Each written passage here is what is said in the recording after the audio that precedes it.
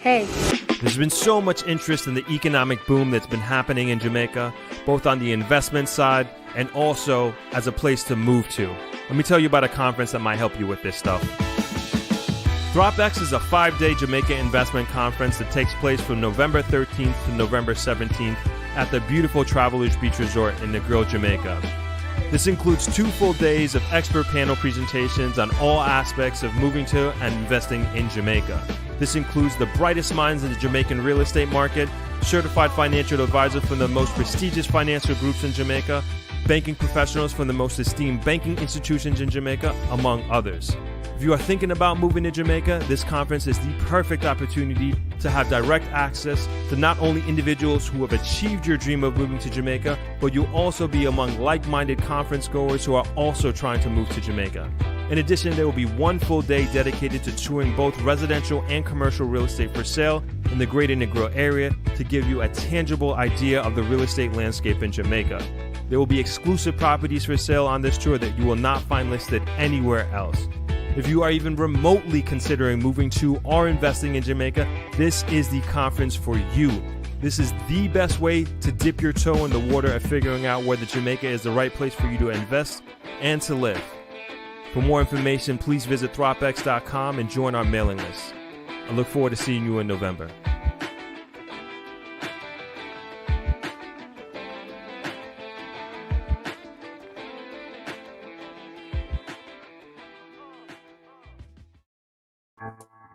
Hello, Throppers. Mic check. There we go.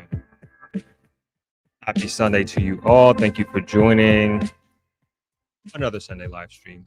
Coming at you from the beautiful 7 miles of white sand beach here in Negril, Jamaica.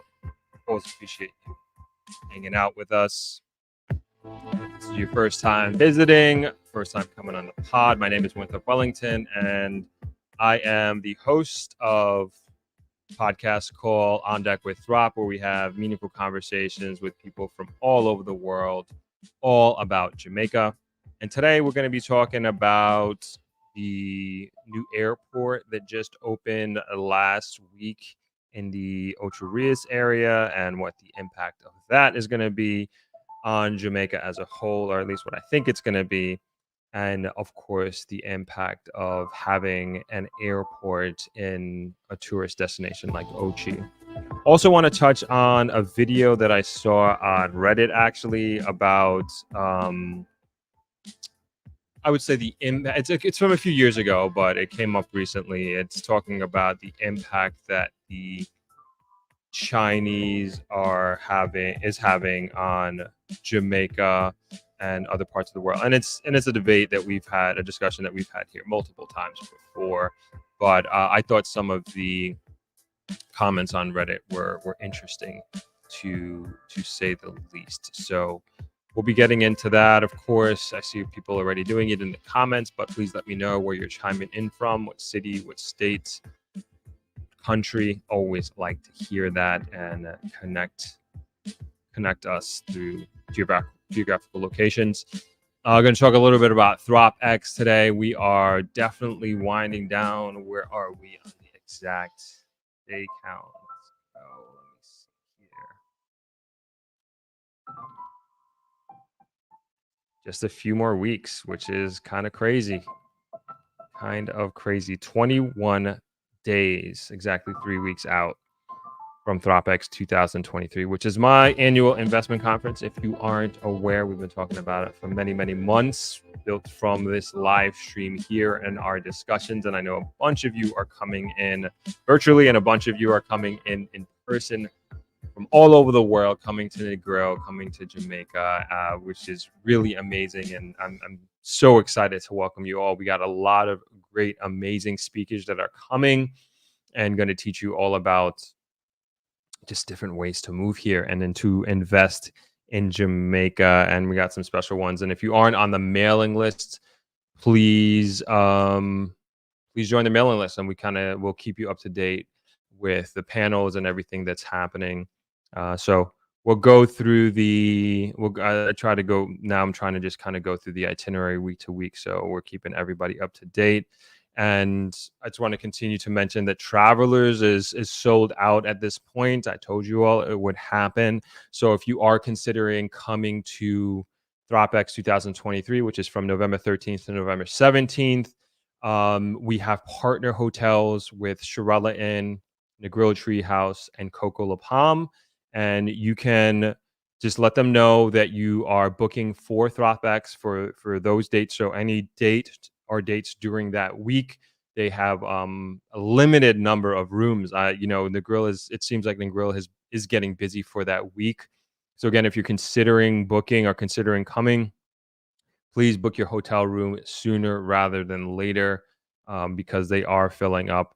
And I will give you, hopefully I press the right button here. Okay, never mind. I was going to press the wrong button. So this is Shirella Inn. We did a commercial video for them in preparation for ThropX, and we have the other resorts that we're working with. We're working on those videos as well. And so check out Shirella Inn, ran by a wonderful Negril Jamaican family, the Grizzles. So check it out. It's a minute. My name is Daniel Grizzle. I'm the managing director of Shirella Inn, which is a family-owned and managed small 59-bedroom hotel situated right in the center of the famous Negril Beach. And I would like very much to invite you all to come and experience what life is like here in Shirella Inn, to be part of our extended family. Several of the rooms are just open, overlooking the beautiful Caribbean Sea, and you have tall, waving coconut trees to welcome you and keep you cool on the beach. And you have a warm and interesting staff here ready to keep you comfortable, to make you feel at home, and to enjoy that you stay happy and peaceful.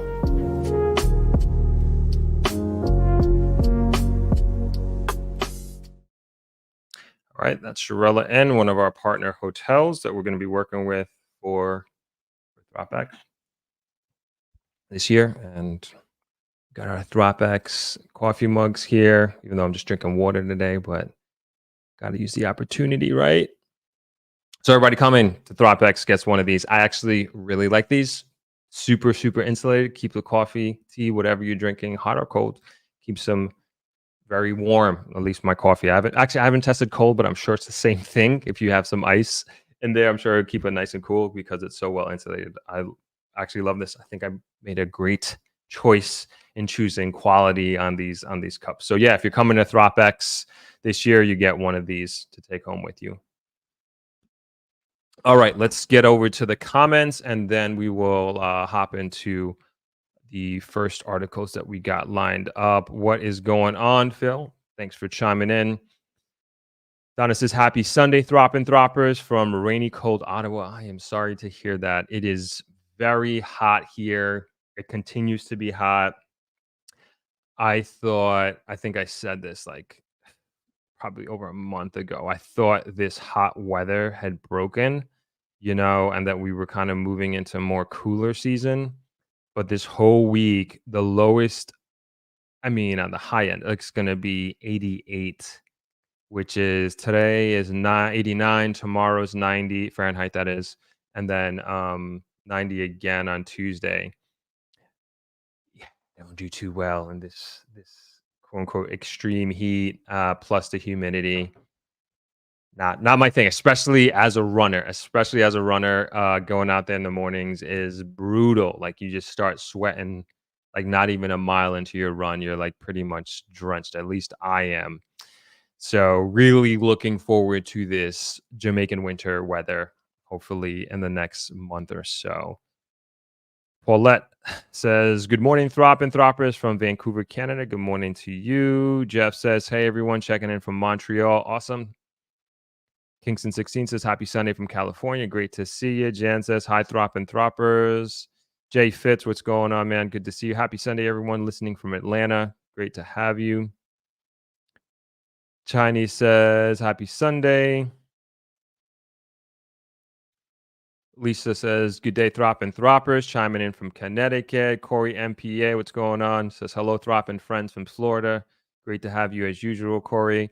Delano says, happy Sunday from New Jersey. We'll be at Throp X. Awesome. Looking forward to having you and having an awesome week together. Also, just want to remind everybody who's coming. I know I'm just seeing a few names who I know are coming. That we have two themed events, which is the farewell all white party and then the Thursday night on the town. So Thursday is all white, and Friday is all white, and then Thursday is red. So I mean, if you don't have anything red, don't go out and buy anything. Even if you have like even this color is fine. We're just trying to do things themed. And also your bathing suit are boat attire for the boat ride as well. So those are just like three different outfits I would encourage you to bring along. But this is, you're not wearing a suit. This is Negril. This is the capital of casual in terms of, the conference and everything like that. So it's very much a chill vibe, chill environment here. I'm sure you all already know that, but I just want to reemphasize that. Excuse me. MDL says, hi, Throp and Throppers, chiming in from the Washington, D.C. area. Good to see you, MDL. Thanks for being here. King Naldo says, hello, Throp and Throppers from Washington, D.C. Nice to see you, King Naldo. Monica Welsh says, hi, Throp. Happy Sunday. I'm ready for the big show. Bless up. Awesome. Frederick Martin says, good afternoon from Tampa Bay. How you doing, Frederick? Monica is in Mandeville, Jamaica. Awesome. Jan says, loving the new merch shown on Thursday's live stream. Very nice addition to last year's line. Thank you very much. I'll show it off again a little bit later for those who didn't make the live stream on Thursday. Got it all piled up over there. Not going to show you the pile, the pile that I have on the other chair. But I'll show you a couple of shirts, a couple of tees that we have for ThropX. MP says, hi, Throp. I'm interested in attending the conference next year. However, I won't be able to attend. I'm in Negril now until October 28th. Is there any way to provide info on available properties? So we do have, direct answer to that is like sign up for the newsletter. We were supposed to have one that went out yesterday, but it didn't. But early this week, hopefully Monday, Tuesday, we'll do a newsletter. So we'll be putting in every week. I try to do a property for sale, property for rent. This week we're doing a property in Port Antonio. It's a villa actually. So I would say sign up for that. And all of these properties are coming from realtors that we work with directly, that we have relationships with, and I like to share them with you all. We can do that. Oh, I see what you're saying. Before you leave on, you want to see them. We don't have a list. But if you want, I can connect you with a realtor, MP. That's probably the best thing. And then you can call them, make an appointment. Maybe if they have the time or the capacity, they can show you stuff, or they can send you a list. That's probably the best bet. So just email me, MP, throp@thropmedia.com, and I will connect you with a realtor here in the Negril area. I'm assuming you're in Negril now. Yeah, here in the Negril area that can help you out better than I could. I just say D says hello. I like the small hotel already. Yeah, great hotel. They have, I say this all the time, like really underestimated, I think, restaurant. One of the best restaurants in the grill. Great breakfast, great cappuccinos, lattes, croissants as well. I don't know anywhere else in the grill that does croissants, all inclusives aside, but Shirella Inn does great croissants. Get the chocolate croissants. They go fast, so just order them as soon as you sit down, because everybody knows about Shirella Inn's chocolate croissants. Pro tip. Cherie, what's going on? Says, hello, everyone. Happy Sunday. Bless up. Good to see you, Cherie. D says, is the water temperature manageable during November? Yeah, the water temperature, it's the same. It's nice. It's warm. In the mornings, it's like, I can't even call it cold. It's not, I don't know what it is like quantitatively, but it's a little bit lower than it is during the day, as you can imagine, because the sun hasn't heated it up yet. But yeah, still very nice. It's like taking a warm bath, like a very like lukewarm bath, I should say. But yes, very, very manageable in that sense. What's going on, Yvonne? Nice to see you. Ficus, what is going on? Chiming in from London. My channel members, shout out to you all. Can't thank you enough for supporting this channel in that way. And same with the Patreons. Really, really appreciate you all. It helps out a tremendous amount, and I'm trying to do a better job of being more consistent with giving the back of the scenes content with what's going on with the channel and some insider insights, if you will. So appreciate that. And if anybody's interested and would like to become a channel member or a Patreon, it is should be in the description below, as a matter of fact. And you can choose 2 tiers. Basically, it's $5 or $10 a month. And it doesn't seem like a lot, but trust me, it goes a tremendous amount. It really helps, especially with a lot of the digital tools that we use every month. It just kind of helps cut those expenses down a little bit. So shout outs again to the channel members and also our Patreons. Thank you all for your support. Jeff says, stayed at Shirella Inn in 1993 on our honeymoon, still married. Awesome. Congrats on that. What a long time that has been. 93. I was in, not to date you, I was in third grade at that time. Shout out to Brookside Elementary School. All right. Jan says, on Thursday's live stream, you look like a bona fide cricketer. Okay. I've only played cricket once in my life.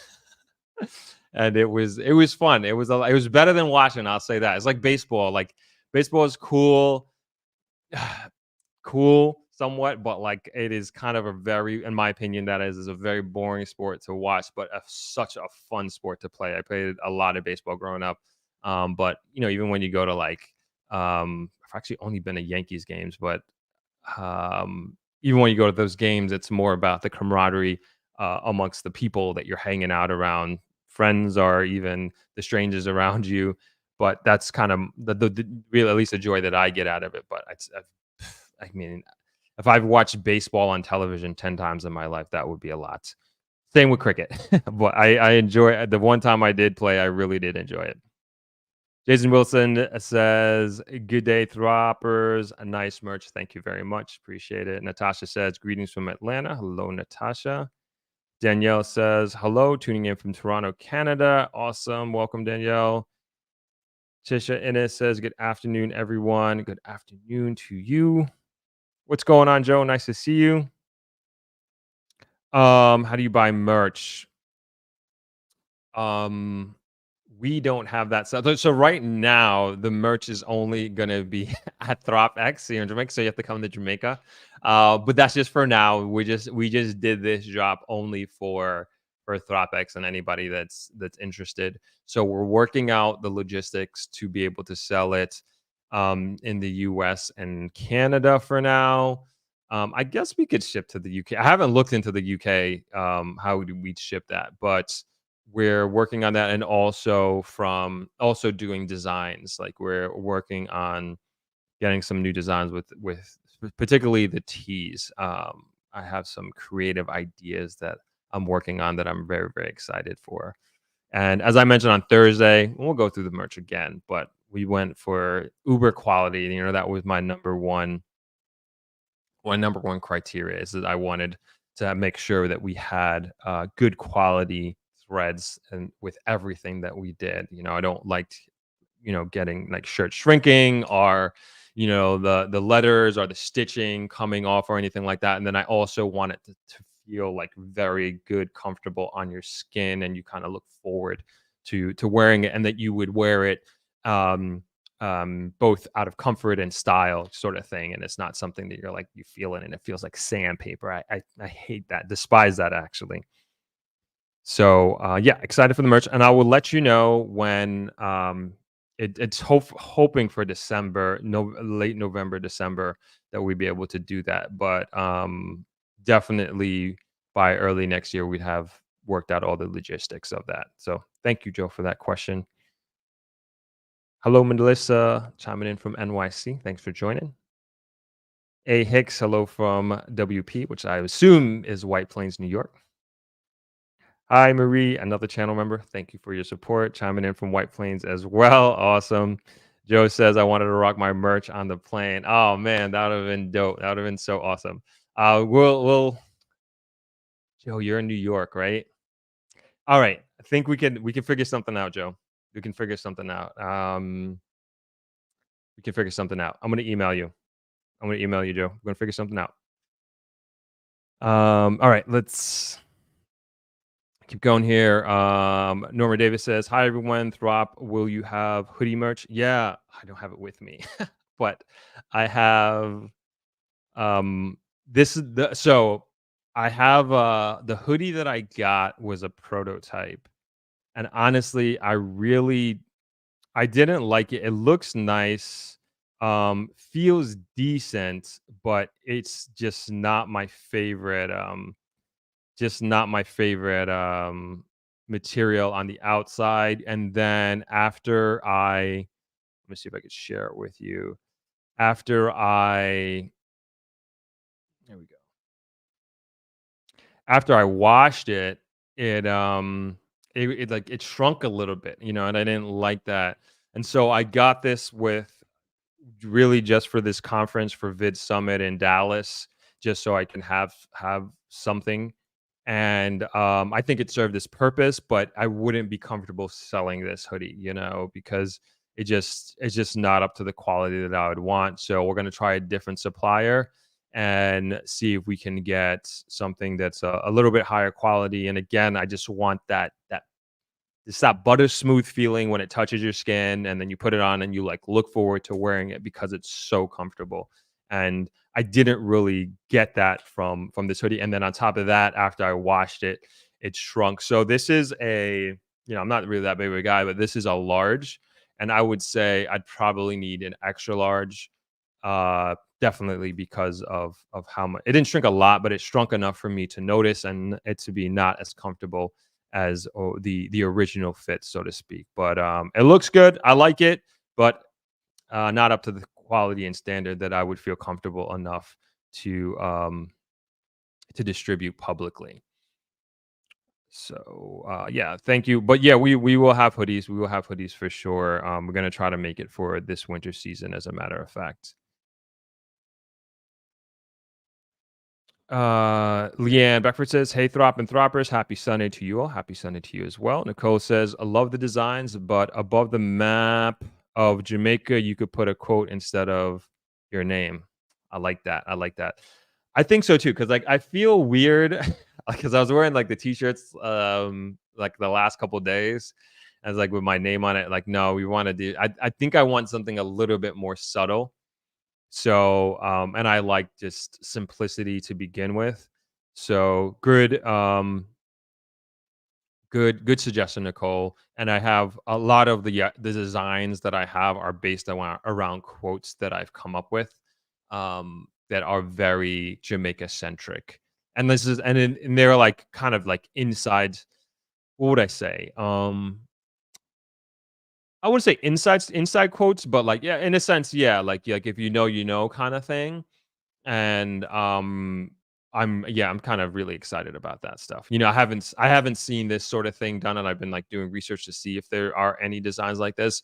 So I'm definitely gonna be copywriting this stuff because like I know once I do it, it's like so many people are gonna copy it. So I'm gonna try to make sure I protect myself and protect these designs. That's also part of the the delay, if you will, because I just want to make sure that we protect these designs because I think they're super cool, and I haven't seen anybody do anything like what I'm about to do. Jay Fitz says, "Do you have Patreon membership option where you can make a one-time payment for the entire year? I don't like monthly payments." I'm unsure. Thank you for that question, Jay Fitz. I'm unsure about that.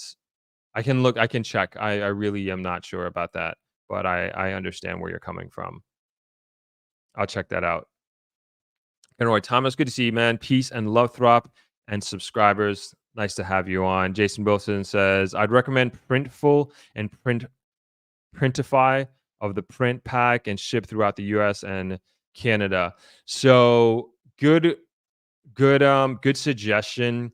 So the thing with I looked into like these types of models that they have, and they're great for they're great for convenience. I think we used Printful last year for the Vid Summit conference that we went to, but it's also good because they have a model where you don't have any inventory, which is kind of the biggest risk if you're doing this type of thing. And then you also don't have to worry about shipping. So it's just like this one-time thing. You kind of set up your online shop and then it ships out, but the margins are just like so tiny. And also the quality just isn't the best with those. Like that's the main thing. And so I'm more going after a model of just like controlling as much of the vertical as I possibly can. A lot more work for sure, but it's just like once you figure out these different verticals and then also like having like an honest assessment of whether I have or my team has the capacity to take on the logistics of controlling as much of the vertical as possible, then it kind of makes sense to me. But if I was moving like thousands of units per month, I think, and I didn't have the fundamental systems in place, like for sure, if this were like a 500,000 million subscriber channel, that would make a lot of sense because you could probably move like a decent amount of monthly merch and then you wouldn't have to worry about the logistics. But I think, or like as I looked into it again, my main concern was like the quality of the products, and then the the margins, especially with the volume that I would be doing, which was not a lot. It's just like it wouldn't even make sense. I wouldn't want to be charging like $100 for a t-shirt. Like that's ridiculous. So something I looked into, and it's more about like again figuring out the how do we control more of the vertical to increase the margins a little bit, so it just makes more sense overall. And then to me, we can charge a cheaper price, which I'd much rather do at the end of the day. But good thinking, Jason. I appreciate the suggestion on that. Still trying to figure it out. Even the suppliers for these shirts, they haven't done like the the model that Printful or Printify does. They don't have that. Like, and when I was explaining it to them, they're like, "Oh no, we've never heard of that," but something that we can look into. And I think that's the way to go. Like, especially with creators, is like having these basically online shops where we don't really have to worry about keeping an inventory. But I'm trying to figure out how I can keep a small inventory and do more drops than a continuous online store that we have to maintain like a par system. And then I just don't want to get into that at least too much. So still trying to figure it all out. Thanks for the suggestion. Sorry to go down that rabbit hole. Let me take down this picture. Thanks. Lachelle says, "Greetings. Just made it home from New Orleans from Negril and Ochi. Awesome. Hope you had an awesome time down here." Mr. Info, greetings from Atlanta. Thanks for joining. Norma Davis says, "Thanks. And we'll be able to purchase online because I'm in New York, but would send it to my Jamaican address." Gotcha. Joy Turner chiming in from New Brunswick, Canada. Thanks for joining us. Joy Nicole Knight says, "Put in your trademark application straight away as you have made it public. The copywriters are out there, so make sure you have to protect yourself sooner rather than later. I hope you have already trademarked your logo as it is unique." Thank you very much for that, Nicole. Makes a lot of sense.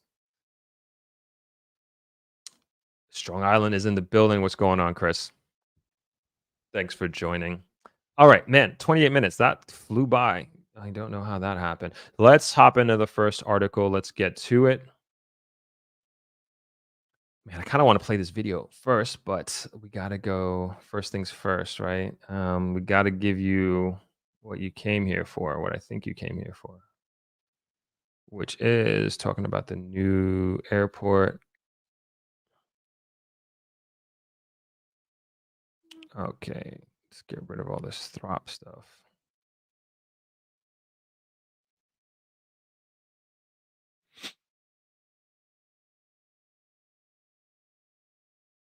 Okay, cool. Let me share my screen here and we will get going.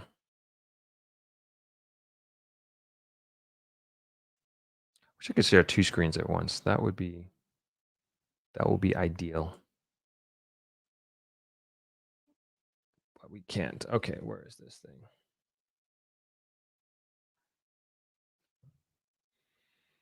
All right, cool. Let me throw the article in the comment section. And if you aren't aware, Jamaica has recently opened up its newest airport.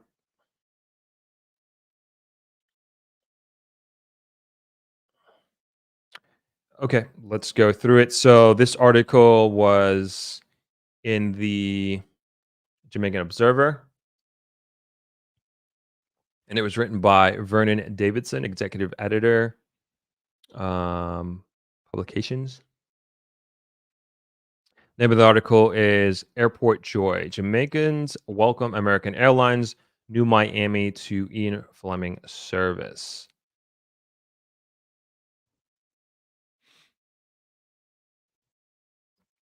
And it reads American Airlines announcement that it is now ready to operate a scheduled service from Miami to Ian Fleming International Airport just outside of Ocho Rios starting next February is being welcomed by Jamaicans who live and operate businesses on the island's northeastern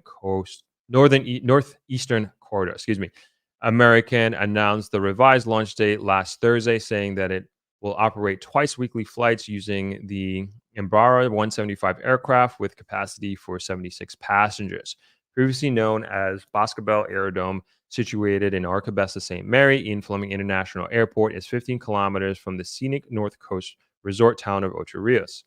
As such, the airline and the Jamaican government are using OCJ, Ocho Rios, Jamaica, as the airport code for Ian Fleming International, given the Ocho Rios is known globally as one of Jamaica's major tourist destinations.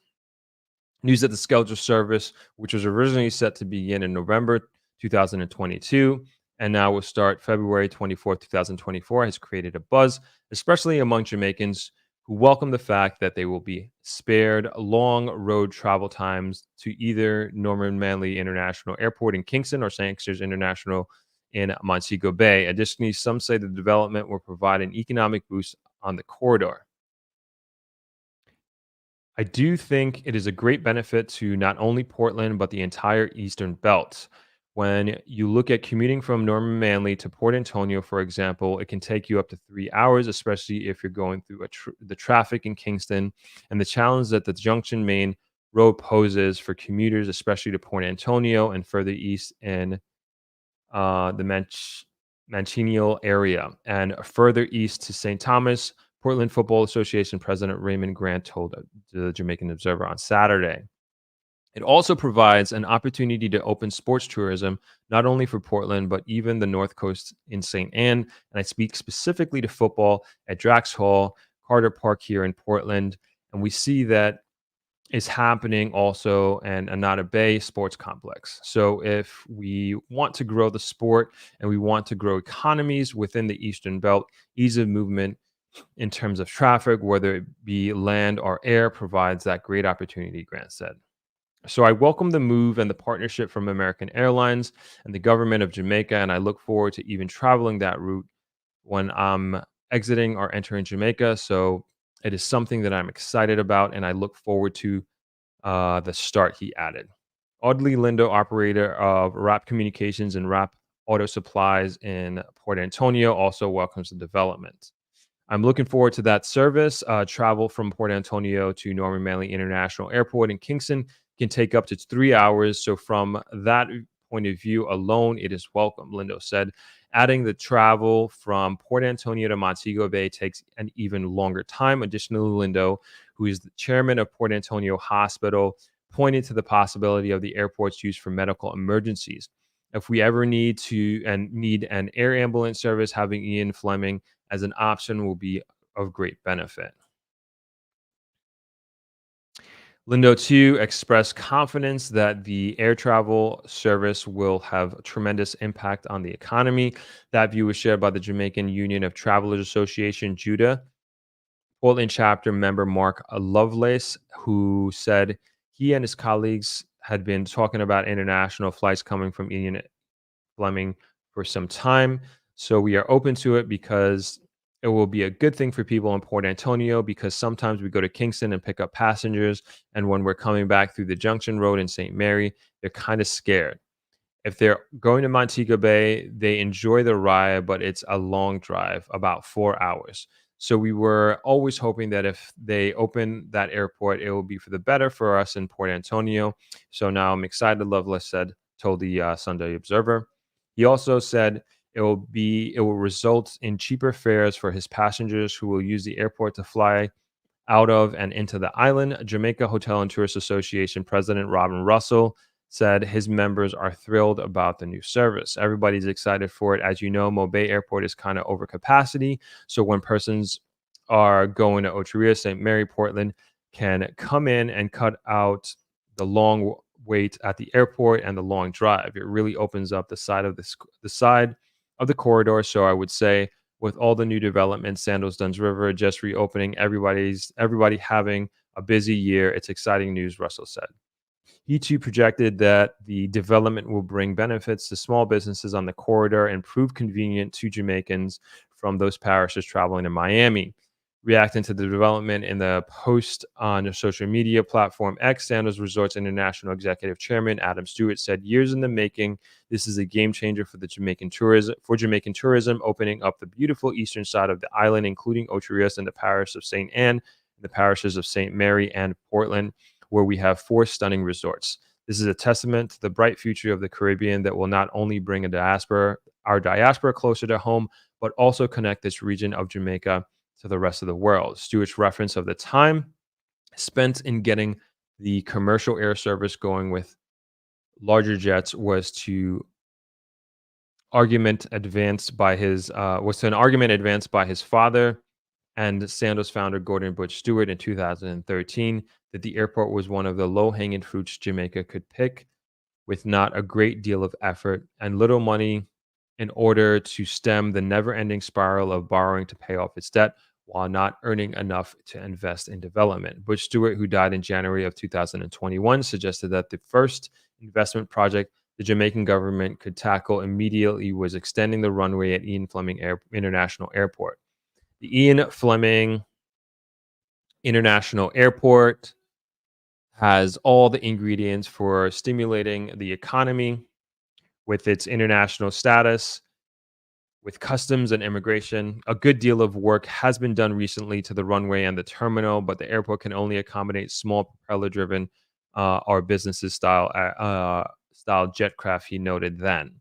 The current runway is 4,780 feet long, but the big regional carriers such as American Airways, Air Canada, US Air, JetBlue, Delta, among others, need a minimum of 5,000 to 5,700 feet. Ian Fleming needs only an additional 800 or 900 feet, which is really not that much to accommodate those big jets.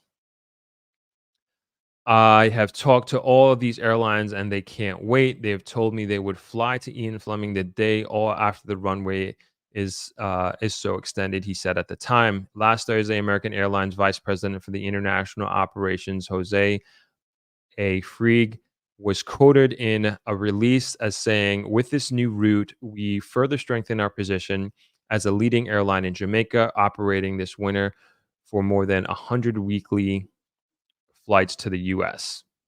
That's a lot. The carrier explained that the new service will represent the launch of its 3rd destination in Jamaica, as it currently offers services to Kingston from Miami and to Montego Bay from Miami, Austin, Boston, Chicago, Charlotte, Dallas, Fort Worth, New York, and Philadelphia. Freak said the Miami to Ian Fleming service will make American the first U.S. airline to offer access to that gateway in Jamaica, which he described as a Caribbean paradise. Last October, a month before the service was originally scheduled to be launched, news emerged that American requested additional air navigation services to operate its aircraft to and from the airport. At the time, the government disclosed that American had been working with Airports Authority of Jamaica, AAJ, and Jamaica Civil Aviation Authority, JCAA, towards ensuring that all necessary regulatory and supporting structures and arrangements were in place to facilitate the flight. The government explained that air navigation aids are to ensure consistency of service during periods of unstable weather conditions after commencement of operation. The collective decision of American Airlines, the AAJ, and JCAA is to ensure that we maintain proper international standards for the safety of crew and passengers, the government said. Last year, June, on the arrival of an Inter Caribbean Airways flight from Provincials, Turks and Caicos, Member of Parliament for St. Mary Western Robert Montague said, the area's excellent service surrounded by wonderful people and great weather are marketable to international travelers and should create new developments into Paris. We want the people to come in here so that all those houses surrounding us will get Airbnb passengers, all of our shops and restaurants will get the business, and our taxi operators will get the business, he said while addressing a welcome ceremony for the inaugural flight. Montague had noted that the development plan for the airport was to extend the building and construct shops. As such, he encouraged St. Mary residents to prepare themselves to take advantage of the structures and make use of the opportunities that are open to them. Okay, quite the article. So, of course, let me know your thoughts in the comment section. I have a good amount to say on this for sure. I see a bunch of people just came in, so welcome to the stream. We are talking about the Jamaica's newest airport over there in St. Mary Ocho Rios area. Um, I'll let the comments come in, and I guess I'll get started here. Obviously, I mean, maybe not obviously, but I think this is a great thing, a wonderful thing, especially for that side of the island. It opens up so many possibilities, and you see, I was just talking about this with somebody yesterday, as a matter of fact. Like, there has been, let me see if I can find it on a map. There's been a lot of buildup in that area about is that, I guess that's Drax Hall area. Let's see if I could find it. Going into unknown territory here on the map. Let's see. Hold on, I'll just show you. Don't know what happened there. Okay. But I think it's just like a good area, and you hear a lot about a lot of people asking me about these different developments that are happening on the North Coast, and this is going to further drive that. That's my opinion, and just like, we talk about Negril and what an airport would do for us, what would the bypass/highway would do for us and is going to do for us. But you can see exactly what I mean from this. I'm gonna bring that down because that blue stuff is confusing me. And yeah, there's just like a lot of positive things they obviously talked about, specifically tourists coming in and like cutting down that airport ride, and like that means so much. Like, and then like let's focus on the tourists, for example, and just be able to imagine cutting your ride down from 4 hours to 15 minutes. Like, that's crazy. That's crazy, crazy, crazy. And then I'm going to bring up the map again. Let's go to the eastern part of the island, right? So instead of having to fly in Kingston, which is like down here, I don't know how many hours that is to go to Port Antonio, but now you're here on the North Coast, and you don't, like the article said, you don't have to go through the Kingston traffic if you're coming in at the quote unquote wrong time. You can just take the North Coast to get there. So it really opens up like a crazy amount of opportunities to fly into different airports, and to really cut down commutes, and then also increase commerce, right? So I always think about people who like do business vice versa. So maybe you do business in Miami, or you do business in Jamaica and live in Jamaica, or vice versa. And specifically you're in Ochi and you have your home in Ochi and your family's in Ochi, your kids go to school in Ochi or in the surrounding areas. And now you can hop on a flight there instead of having to drive 45 minutes to Kingston, or maybe, well, that's just the beginning of Kingston. So maybe an hour and change to get to Norman International Airport. You now can do it in 15 minutes and go and hop on a plane and then get dropped off in Miami. Then you have global entry and you get through in minutes. You do carry on. I mean, it's just a game changer. And people, like, I know and heard of people who like fly specifically Kingston. I don't know what these flights are. They have 2 flights American per week, but I'm sure that's going to increase as the demand and understanding, education, understanding of this option. But um I know people who like fly into Miami at 7 o'clock and then will fly out back to Jamaica that same evening. Like that's really normal. In with I know a lot of Jamaican business people who fly internationally, and that's a huge convenience about of living in Kingston and Miami. Montego Bay does. I don't know of any flights like that, or at least I'm not aware of any flights like that out of Montego Bay, unfortunately.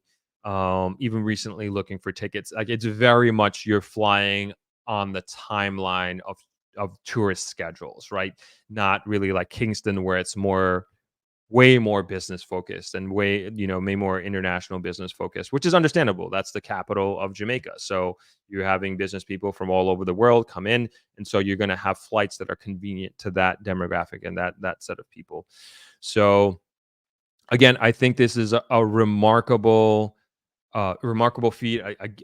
Like Adam Stewart said in his quote, it's a game changer for Jamaica in a big, big, big way.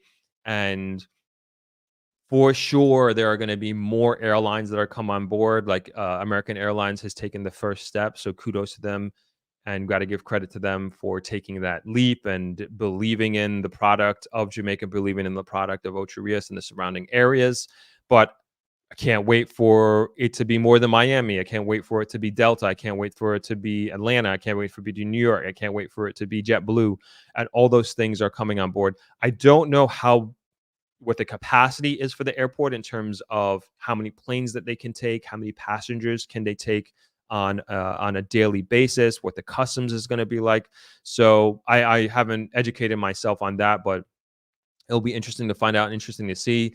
As Robin Russell, the president of the Jamaica Hotel and Tourist Association, stated in the article, what it will also do, it would take the burden off of, at least some of the burden off of, getting through customs at Montego Bay, and anything that can be done to do that, to take that stress off of that airport, all the better, because it's hit or miss. And then that's also less traffic on the road, and we already have a traffic problem.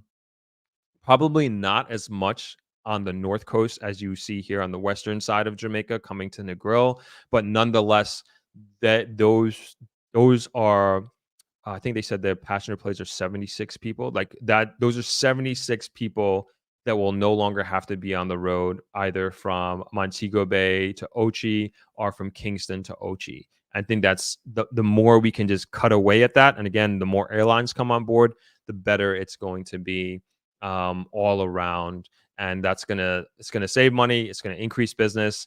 And I think, I don't know how long specifically with the Drax Hall development that we saw there, and that's just the commercial development. I don't know if you saw, there's a bunch of housing developments there as well. Let's see, where were we? Where's Drax Hall?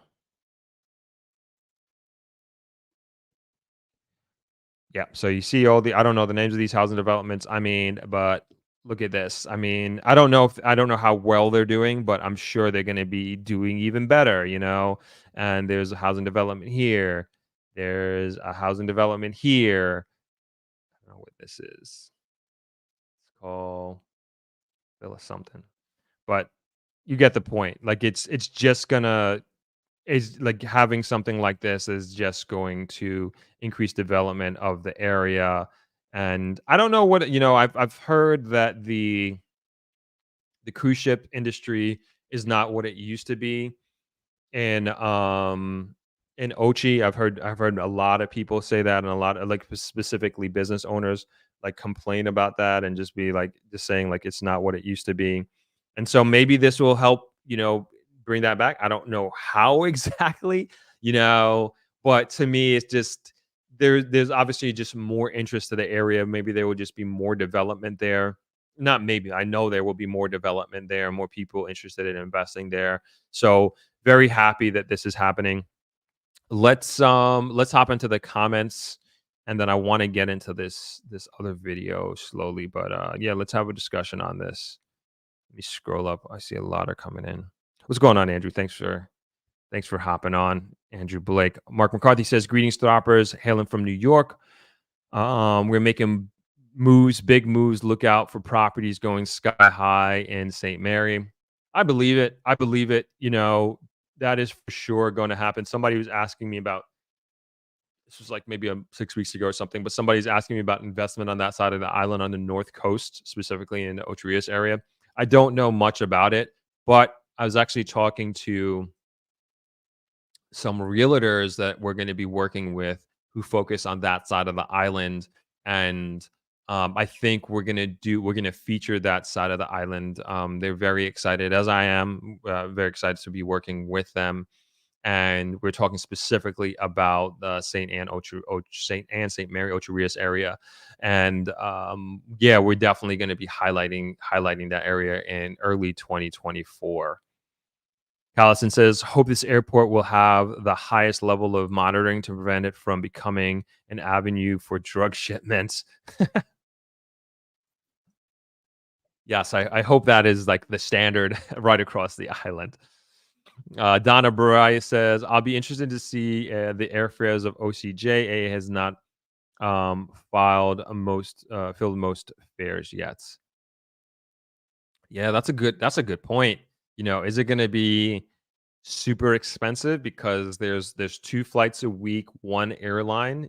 Are those airport fees going to be higher to American Airlines like that Jamaica is charging? And will American Airlines pass those expenses off to their customers? So interesting, very interesting question. Great question, Donna. Monica says, wow, how nice. We welcome the new airport. Too much long time standing in the airport here in Jamaica. Agreed. Joe says, I wonder if you can fly JFK and connect to Miami to land in OCJ. I wouldn't see why not. I wouldn't see why not. Also, would you want to do that, Joe? Like, I guess you save. I'm just kind of thinking of it. You have a connecting flight. If you have check luggage, you no, it should check right through it. As a matter of fact, so that you shouldn't if you stay sticking with American Airlines, that is. But you'd obviously have to get off, go to the gate, whatever gate that it would be. Probably have to wait around a little bit for your flight if it's on time, obviously, and then go to Ochi, fly to Ochi. Maybe that adds a hour and a half, 2 hours to your travel time. But you'll be depending on where you're going, maybe you're saving uh 2-3 hours, maybe 4 hours in a car. So I guess, and then would you rather be on a plane or a car kind of thing? So maybe it makes sense. Maybe actually kind of thinking it out. Maybe it makes sense, but I don't see why not. Why they wouldn't do that. D says yes, much closer to Port Antonio. The junction is curvy and wavy and lacks width in many areas of the roadway. Bunty says appreciation and peace drop, and everyone in the chat. Love the enlightenment and info the show is pushing. Thank you very much. Thanks for joining, Punty. Jan says a Miami to OCJ flight is a welcome move. The improvements at Ian Fleming International Airport definitely help to seize the air and passenger traffic into the island. Mark McCarthy says that's Orcabessa around the Boscoville area. Gary Talawa says a good morning from NYC. Proper use for Ian Fleming is long overdue, considering it was Jamaican taxpayers who paid for its expansion some years ago, and it would be shortened travel distances to that area. Great point. Thank you, Gary. Chinese says, yes, they are doing tons of development there. Joe says Draxhall Starbucks is the Nutford's Plaza. Yep. Ponty says, happy for St. Mary, since that is where half of my family is from. I would love parts of the island to stay quiet from air traffic and other things, but it would be a positive thing, I hope.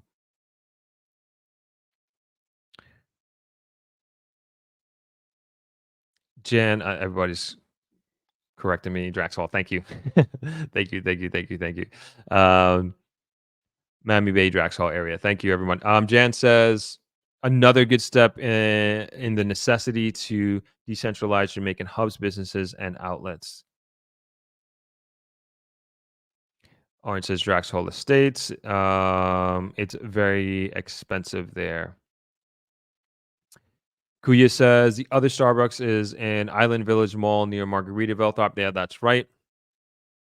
Ian Fleming Airport is in Boscobel, St. Mary. That's actually one of the first places. My first memories in Jamaica was in Boscobel. Boscobel. We used to stay at Boscobel Beach Club. This is like way before we had travelers. I have a story there. I just remember my dad dropping me off at daycare, and I was crying because he left me there, and I didn't want to go, and he went to play volleyball. And two memories I have of that daycare is some little boy punched me in the stomach, and got winded, and I started crying again. And then nobody did anything. The kid didn't get in trouble. And then I remember, like, I tried to catch a lizard, and the lizard's tail fell off of my hand. But those are my earliest memories of Jamaica and Boscobel Beach and being stuck in this daycare and my dad leaving me there. I forgave him for that, though. Anyway, Oren says houses are like 40 plus million. This is Draxhall Estates, but it's very expensive. Beautiful, but very expensive. I got to look into that. Gary says Ian Fleming International is at Orcabessa St. Mary. Adri says, can't wait to fly in and drive home to Port Maria. Oren says, if you invest at Draxhall, especially Airbnb, you can never lose. Yeah, I think that's going to continue to be very, very popular. Just long term, I guess long term rental, yes, but also for sure short term rental, specifically like in the tourism sector. And I don't know if does anybody use VRBO. I read an article I think last week or the week before, just talking about the comp that VRBO is giving Airbnb a run for its money, and then Airbnb, it seems to be over leveraged and had too many of its eggs in one basket, specifically in like the New York area with their inventory. And New York is just becoming highly regularized and is really messing with their business model in a big way. And I don't know. I'd be interested to know if like any of you do VRBO. Callison says properties are already expensive in St. Mary, even without the airport given international status. Prices, Tower Isles, Rio Nuevo, and other areas are comparable to those in Montego Bay and St. Anne. Otis Reed says, happy Sunday. The area you pulled up there is Starbucks is Draxhall. Thank you again for that information, everybody. Joe says they're sold out. I believe she's talking about the development that we're hovering over on the map. D says new hotel development as well. Yeah, what was that hotel that they opened up recently there? I'm not even going to go to the map, but there's a lot on that north coast. What was that? If anybody knows, I will pop into it. Tiny says there's a major boom in St. Anne's residential construction. I continue to hear about that a lot, as a matter of fact. So many people are telling me about that. Throp, Paradic Beach Club, 10 minutes from Draxhall en route to Montego Bay is amazingly beautiful.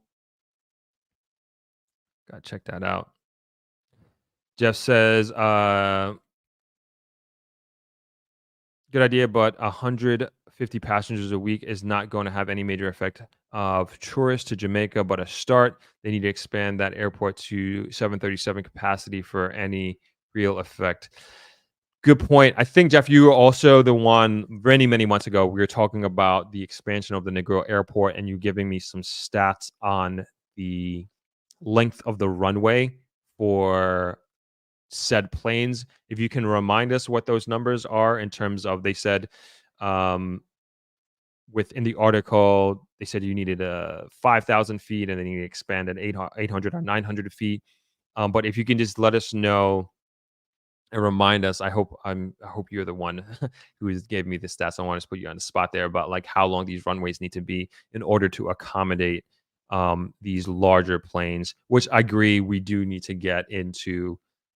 We do need to get into that realm, so to speak, and be able to get more people on these jets. But like you said, it's a start. I do believe that when more airlines come in, and maybe it is more airplanes that are that size, that are 76, and I'm going to assume, I could be wrong, with these smaller planes they probably can't fly as far. So maybe at this time a direct flight from New York to Ochi might not be possible. I don't know. I could be sure I'm speaking out of turn here, but we will we'll look into that. We'll see. We'll see exactly what that is. Joe says, in that same Starbucks Plaza is a brand new urgent care. Also coming soon is a Progressive Foods and Total Tools. Like, yeah, when you start seeing, like, thank you for that, Joe. I wasn't aware of that. When you start seeing these brands, like those types of brands, specifically a grocery store like Progressive Foods, and Progressive Foods, I would definitely not put it in the category of Whole Foods, Trader Joe's. Let me know what you think, Joe, because I know you're in New York and you have access to both of those, and you know Progressive Foods. But I would say that Progressive Foods is like, dare I say, like the highest quality grocery store that Jamaica has. Um,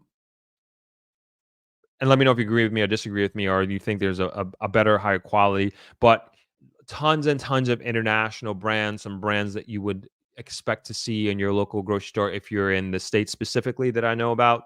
And the little accoutrements that you've probably gotten used to, maybe grown up with. This Progressive Food has that available for you. So once, to me, is like when you see a grocery store like that, like imagine like Jamaica gets a Whole Foods. I mean that like it's like whatever area that is, like you already know. At least I know in New York, when a community gets a Whole Foods, you already know what demographic of people are already have decided to make that move and call that area their home. And better bet your bottom dollar that these companies have done their feasibility studies and understanding the demographics of the area, and they're making very calculated decisions as to whether to move into one area over another. So, can I say that for about Progressive Foods? I'm not sure, but I'm sure there are. I'm 100% sure there are very capable, smart, super analytical people that are part of that organization who are making these very strategic decisions as to where their next expansion is going to be and where their next location is going to be. And so when I see this, it gives me a lot of confidence that they know their demographic and they know a certain demographic is going to be moving to that area. I believe we talked about this. Yeah, we talked about this like a few weeks ago about Progressive coming into New York, about Progressive coming into Negril, and we read an article on that. So these are like the tea leaves that I'm reading and that I see. So thank you for that, Joe. I didn't know that, and these brands really I think they say a lot when they go to these areas. Oren says that's because of some of these beachfront properties, lands are cheaper in the hills. Kuya says the Ocheria St. Mary area has the worst roads, and there are not enough roads, so traffic is horrible here, and driving culture is scary. Kuya, I beg to differ. I do not think that they have the worst roads. I think the grill, the West, we take the cake on that. I think we wear that crown, that very, very heavy crown for the worst roads in Jamaica. And I say that specifically for Negril, and then also on the way to Negril. Like, it is atrocious. Maybe we should have a competition to see who has the worst roads, but I believe we do. unfortunately. Johnny says yes. Paradesic is just another level of gated residential homes with beach access. Nicole says people who live on the flight path would be of serious disadvantage when the airport is expanded, and that could affect the prices of their homes. Audrey says flights are $175 one way when it first launched last year. Oh, thank you for that. Did not know that. We got tons of comments. All right. We got to move through these. D says most of the homes were 2.5 times cheaper about 4 years ago. Same thing here in the grill. I say that. Carlson says, based on what I've observed, the capacity of Ian Fleming is not that large, plus limited infrastructure passed in this by the section of the island at least once a year for the past 4 years, twice this year. Nicole says, people who live on that flight path will be, oh, I already read that one. Frederick says, will they open up an international airport near Negril? So that's what I was asking. I was asking Jeff about, as a matter of fact. They are doing an expansion here in Negril, but it's specifically for, at least for now, for private private aviation, private jets. I don't. So we'll hop on the map again. So the one in Negril. So this is the northern part of Negril, and this is the Negril Aerodrome, right? And they'll be expanding it. I forget how long they're expanding it, but the thing about this runway, and it kind of looks like, I don't know, am I bugging here? Like there was some sort of road here, or maybe the runway originally. I don't know, but they'll be expanding this runway. And I did this before. Like you see on the bottom right screen here, it like tells you like this length is 200 meters, and we kind of measured out what this would be. I forget how long, but my point is like there is a capacity limitation with the North Negril River in terms of how far it can go. And I believe the calculation that we did very back of the envelope that it's not long enough. There's not enough length for there to be. I was going to do it now. Forget it. But there's not enough length left in the morass to do a big international airport. And also, it's probably not the smartest area to do it as well because of this path.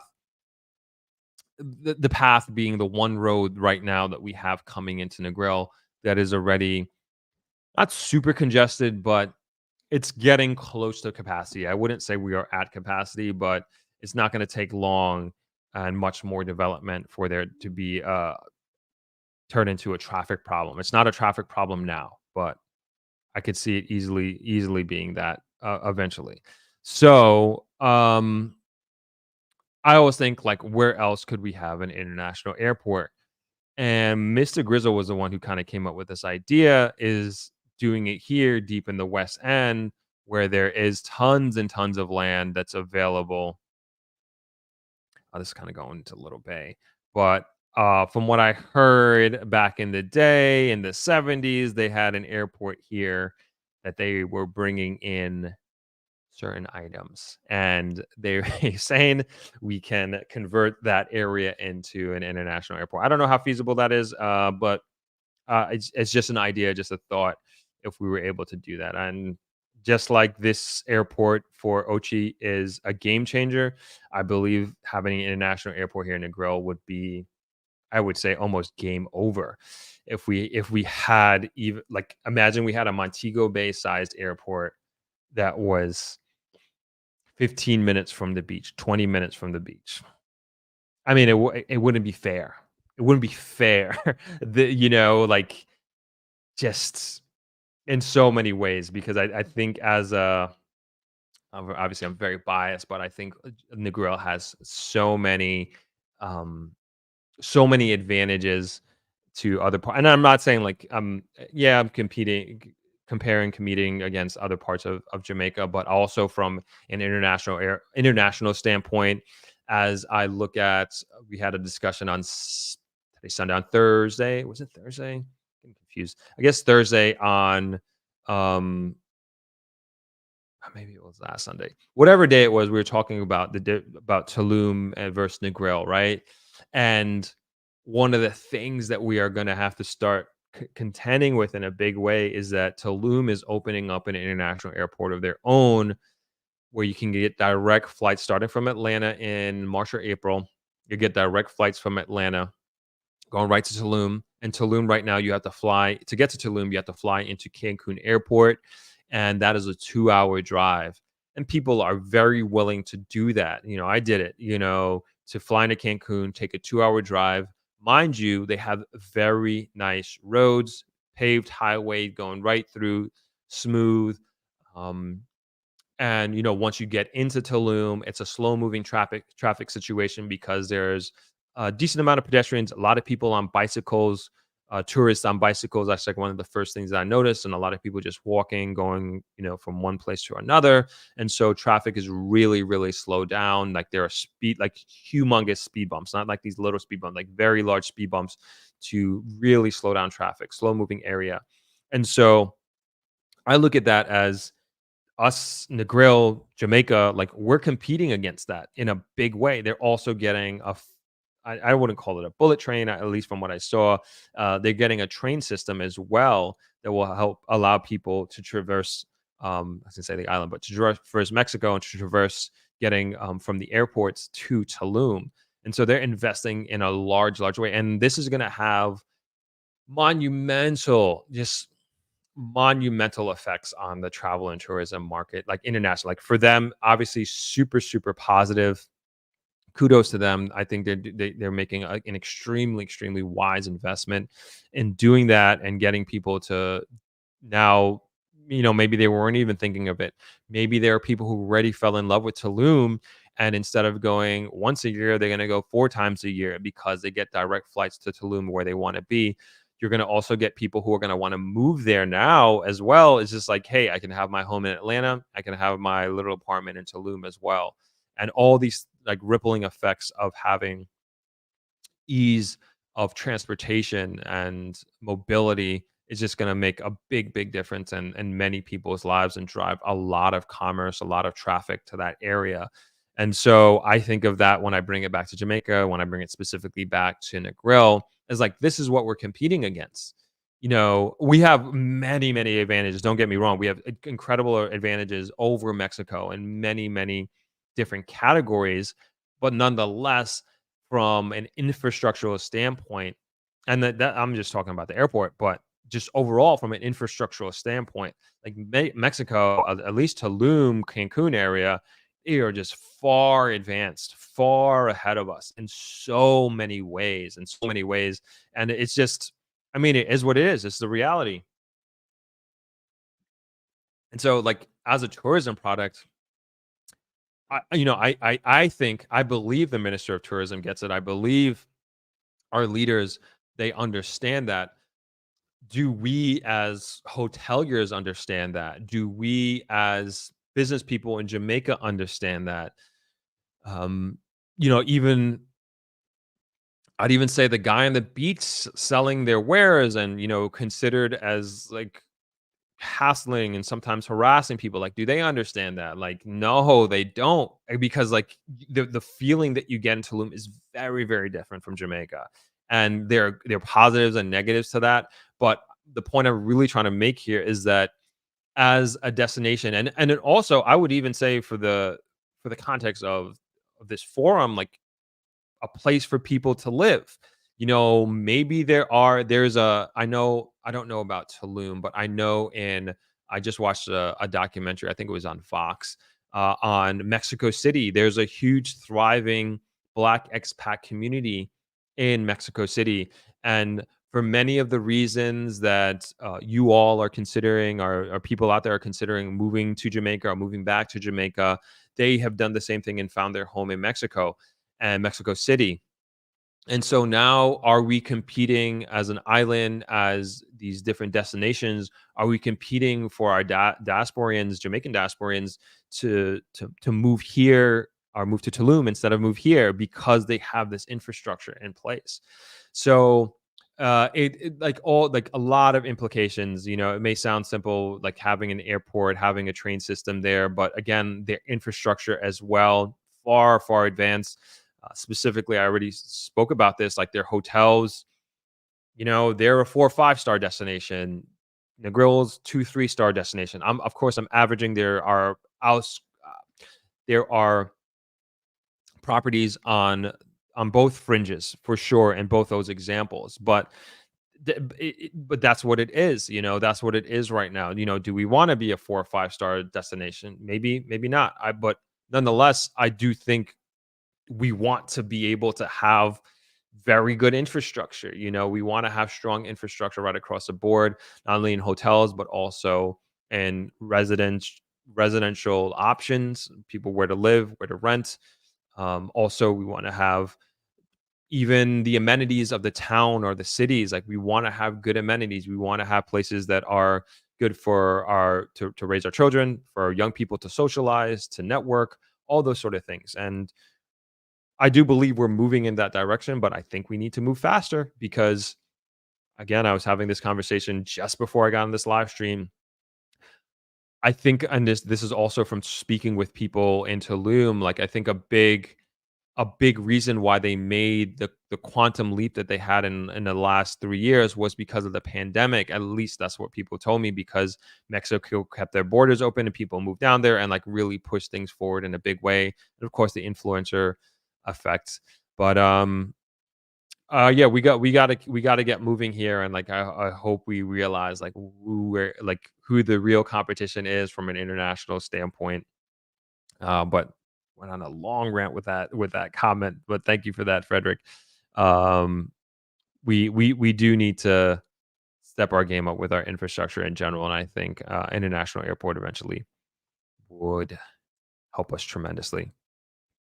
D says, "What a memory thought." I'm talking about my my daycare, my daycare memory. Oh, my dad leaving me there. Trauma, right? Corey MBA says, does this take away from the Negril Airport plans to expand the airport? Would take funds the government doesn't have to invest in Negril, I would think. I hope, from again, I don't know this to be true. Like it was said in the comments that it's gonna be privately funded. I don't know. I don't know. But good question, Corey. Very good question. I hope not. I mean, I think right now the priority for sure is that highway from Montego Bay to Negril. If you could do that, you could bring down the time from. I mean, even if it's 45 minutes to get from Montego Bay Airport to Negril, game changer. Half an hour, forget about it. Forget about it. Jan says, hopefully transportation and aviation interests will soon pivot and pay greater attention to establishing a similar international airport on the west plus southwest coast. Yeah, agreed. Ian says there is development in St. Mary called Gates of Edgehill. Jan says airport could be somewhere between Westmoreland and St. Elizabeth, possibly Western Manchester. Good idea. Audrey says Sandals Duns River just reopened. I heard about that. Looks beautiful. Andrew Max says good afternoon, Throp and chat. Good to see you. Dat says there's an airport in Clarendon to be developed. Jamaican South Coast has so much potential for full development. All right, here we go. Jeff talking about the runway. 737 needs 6,800 feet to land, 9,700 feet to take off, plus runway room. Oh, that's a lot. Yeah. I don't like that little map that we showed. I don't think we got that. Interesting. I'm going to screenshot that just so I have that. Yeah, Ian Fleming basically would need to double from what we saw. We need to double the length. I don't know if they have that room. Joe says Progressive Foods is the closest supermarket to anything you find in the state, hands down. There you go. So I was kind of right on with that. Hillary says, good afternoon from Cali. This is exciting news for those on that part of the island. It's great to see growth in Jamaica and more options. Natasha says, in my opinion, progressive foods equal public supermarket. Okay, I could see that. That's like a down south. I just know Publix from Florida. Assume that's down south. Um, Current Ian Fleming is 4,800 feet. Thank you for that, Jeff. Appreciate it. Audrey says, agreed. Progressive reminds me of public supermarket. Agreed. Andrew Mack says, you both win. Most of the roads in Jamaica are bad. Thanks. D says the road have actually been repaved for the past few years in St. Mary roadway towards Port Antonio area and now towards St. Thomas. Dat says we should consider elevated railways for our urban centers. Good idea for Eva. What's going on? Throp. Singapore has 9 airports. Ideally, how much airports do you think we can feasibly sustain? Good point. I don't know. Is Singapore smaller than Jamaica? I feel like it is. Gary says road infrastructure in that area is already bursting at the seams. If expansion of the airport traffic drives expansion of the road network there, will have to be fast tracked. Already traffic jams. Yeah, I think this is like the theme for a lot of the island, like for sure. Like there's like you have this, what would I say? This exponential growth in one area, and that is you're getting more and more people coming to Jamaica, and you're pushing them through this bottleneck of the main port, specifically tourists. The main port being Sanctions International Airport in Montego Bay, and then you we don't have the road infrastructure that's keeping up with the demand of people wanting to come in, and then it makes it a horrible experience of driving from Stick to Montego Bay to Negril. And so, yeah, I think a lot of this stuff, you're right on, Gary. Like this stuff needs to be expedited in a big way. Andrew Max says, "How far is Negril from his sanctions? Anyway, do y'all need another international airport out there in the west?" I would say, like, all right, if you can get a highway directly from Montego Bay to Negril, I swear you can probably take that drive down to half an hour. That's without speeding. And I've done this. I've done like a very late night drive from Montego Bay to Negril, and I did it in 40 something minutes. Like that, for sure, I was speeding, but that the main thing was that there was no traffic. There was no traffic, and that is the problem. The problem is the traffic. And now, if I were able to do it in like 40, let's call it 45 minutes on the road that's already existing, yes, I was speeding. But if you put a highway from Montego Bay to Negril, I don't know how you could do it, but I don't even know if it's possible. But that would for sure bring it down to a 30-minute situation or under 30 minutes. And if you do that, I don't think you need an airport. I really don't think you need an airport. Jeff Holman says a 737 capable runway in Negril would vend out the highway at Orange Bay at the highway at Orange Bay. Would end at the highway at Orange Bay. Like I said, I don't know. To your point, Jeff, I don't know if they have the space. But yeah, this is where I mean, you'd have. I don't know. Has that been done? Like, have you done? Is there one runway that goes over a body of water? Because you'd need to go. Perhaps you need to go right up to here, which is where Orange Bay is, or maybe do they change the direction of the runway?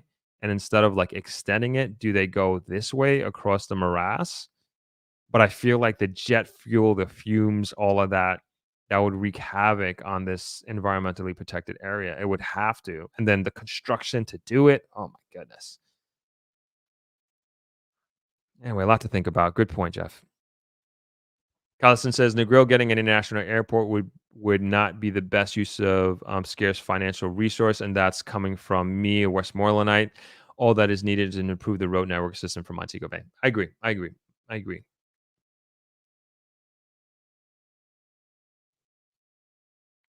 Dat says many advantages, like what other than speaking English? That's talking about the I see you got some more comments here, Dad. All right, let's go through them before I respond. We got to stop fooling ourselves with this "we're so special amongst all else" nonsense. Then we can see who we really are and how much we need to improve. Airport in the grill is asinine. I mean, I would say so. Go with the premise of your argument here. Talking about that's talking about advantages between. I was expressing that we have Negril specifically has many advantages over Tulum. So for sure, you named one, which is English speaking, and that's a big thing. You know, don't undermine that in any way. So you take the English speaking advantage that we have plus the culture that we have. And so what I noticed in my time in Tulum is that it is very hard to develop, I would say, a relationship unless if you don't speak Spanish. That is, it's very hard to develop a relationship with the locals. And I am juxtaposing that to my experience here in the hotel industry, specifically travelers, and there many of our guests I would for sure consider to be our family. Many of our guests consider many of our team members to be part of their family, and they come down multiple times a year, really not because of the four walls that they're staying in, but the relationships they have developed over the years of coming down to Jamaica. And like that is the real, and like my opinion, I always think like, why do and how do people fall in love with Negril like so quickly? And it's really the people. And it's not the people that just work at Travelers, it's the people like when they're walking down the beach and they go to a bar or they go out at night and they develop these relationships and friendships that last a lifetime. Um, I'll give you an example, a little bit of a sad example. We have one of our longtime guests. He's probably been coming to Travelers like over 15 years, and he has he developed a strong friendship with the driver that he just developed over years, and came down. They always hung out. They went all over the island together, him and his wife. And the guy passed away. The local Jamaican passed away last year, and he is still devastated by it. Like, he loved this guy to death, and his wife came down a few weeks ago, and I was like, "Hey, where is so and so?" And he was like, "Oh, he couldn't make it. He's just still so devastated by so and so passing away." And that's the only reason why he didn't come. And they come every year, sometimes multiple times a year. And it is those relationships that they have formulated over the years. And I know there are many people out there, many people out there, and visitors to Jamaica to Negril who have stories just like this, who have friendships that go beyond just being a vacation. And so that is a huge advantage that we have, is our people. And here at Travelers, like, we encourage our guests to go outside of the hotel to experience Jamaica, to experience the vibe. And that is what keeps people coming back. And to have like a real authentic experience is outside the wall of Travelers. It really is. It's outside the wall of your hotel. And like, to have that experience, and especially like if you've never traveled before, I think it's even more impactful on you. And so that is a major advantage that we have over Mexico. Other infrastructure things, I would say. So we get sunsets here, they get sunrises there. I think, of course, I'm generalizing here, and maybe I'm just being a little bit more biased, but having sunsets, I think people appreciate a little bit more. The sea as well is it's rougher there in Tulum, at least. I wouldn't say very rough, but pretty rough. Whereas Negril is more like a lake, like there for sure. So I think these things, and then also like, I just like our food better. Honestly, the food in Mexico was amazing. Don't get me wrong, it was great. I loved every single meal. Like I said the other week, the only bad meal that I had was at the airport lounge, leaving the airport. But every meal I had was nice. It was fresh fruits, like served great, served like very just in a professional way. That's the best way I could put it.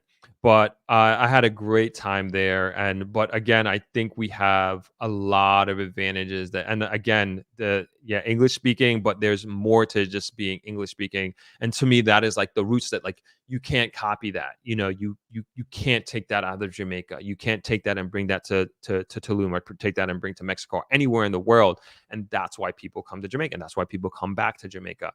Also, I would say like this is an advantage and disadvantage. Like I think our music is an advantage for sure. It brings a lot of people here. It makes you understand what the vibe that you're coming for, to be able to go at least in the grill. You can on any single given night of the week, you can go and see a live reggae show in the grill. And people love reggae, and that's a big reason why people come here is our culture and the musical culture that we have to offer. The negative side of that, I think that also like at least we talked about this before with this new dance hall, it also drives people away because when you go out to a nightclub and they play music that you just can't understand, you can't really vibe to. The thing with Mexico, with Tulum, Mexico in general, is like they kept playing our music like and when I say our music, like black people music, hip hop, everywhere we went. I went with a group uh I was gonna call them black yogis, but I'm not trying to label them in that way, but these were mostly black American women who came on this trip.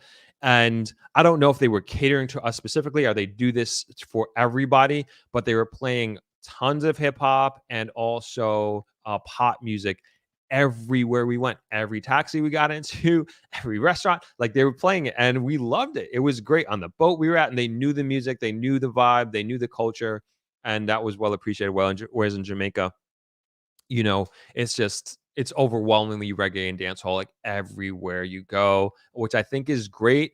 But again, like I'm speaking specifically nightclub here. You know, it's just like, man, we need to cater a little bit more to tourists than anything else. I would say on the flip side of that, I was like also like I also felt like I didn't get a lot of Mexican culture on the flip side of that, right? So the only time I started hearing like Mexican music, which I didn't know what it was, obviously what they were saying, but it sounded like very nice music, was the taxi driver leaving Mexico. He's playing a little bit of it, which I thought was awesome. So, you know, could it be an element of, you know, them losing their culture a little bit? Maybe, but I think it's a double-edged sword anyway. But, you know, that I mean, yeah, they have a lot of advantages to us, which I explained over us, I should say, which I explained earlier. But yes, we have many advantages over them as well. And I think we need to play to those advantages. The weaknesses that we have, we need to address very strongly. A long rant.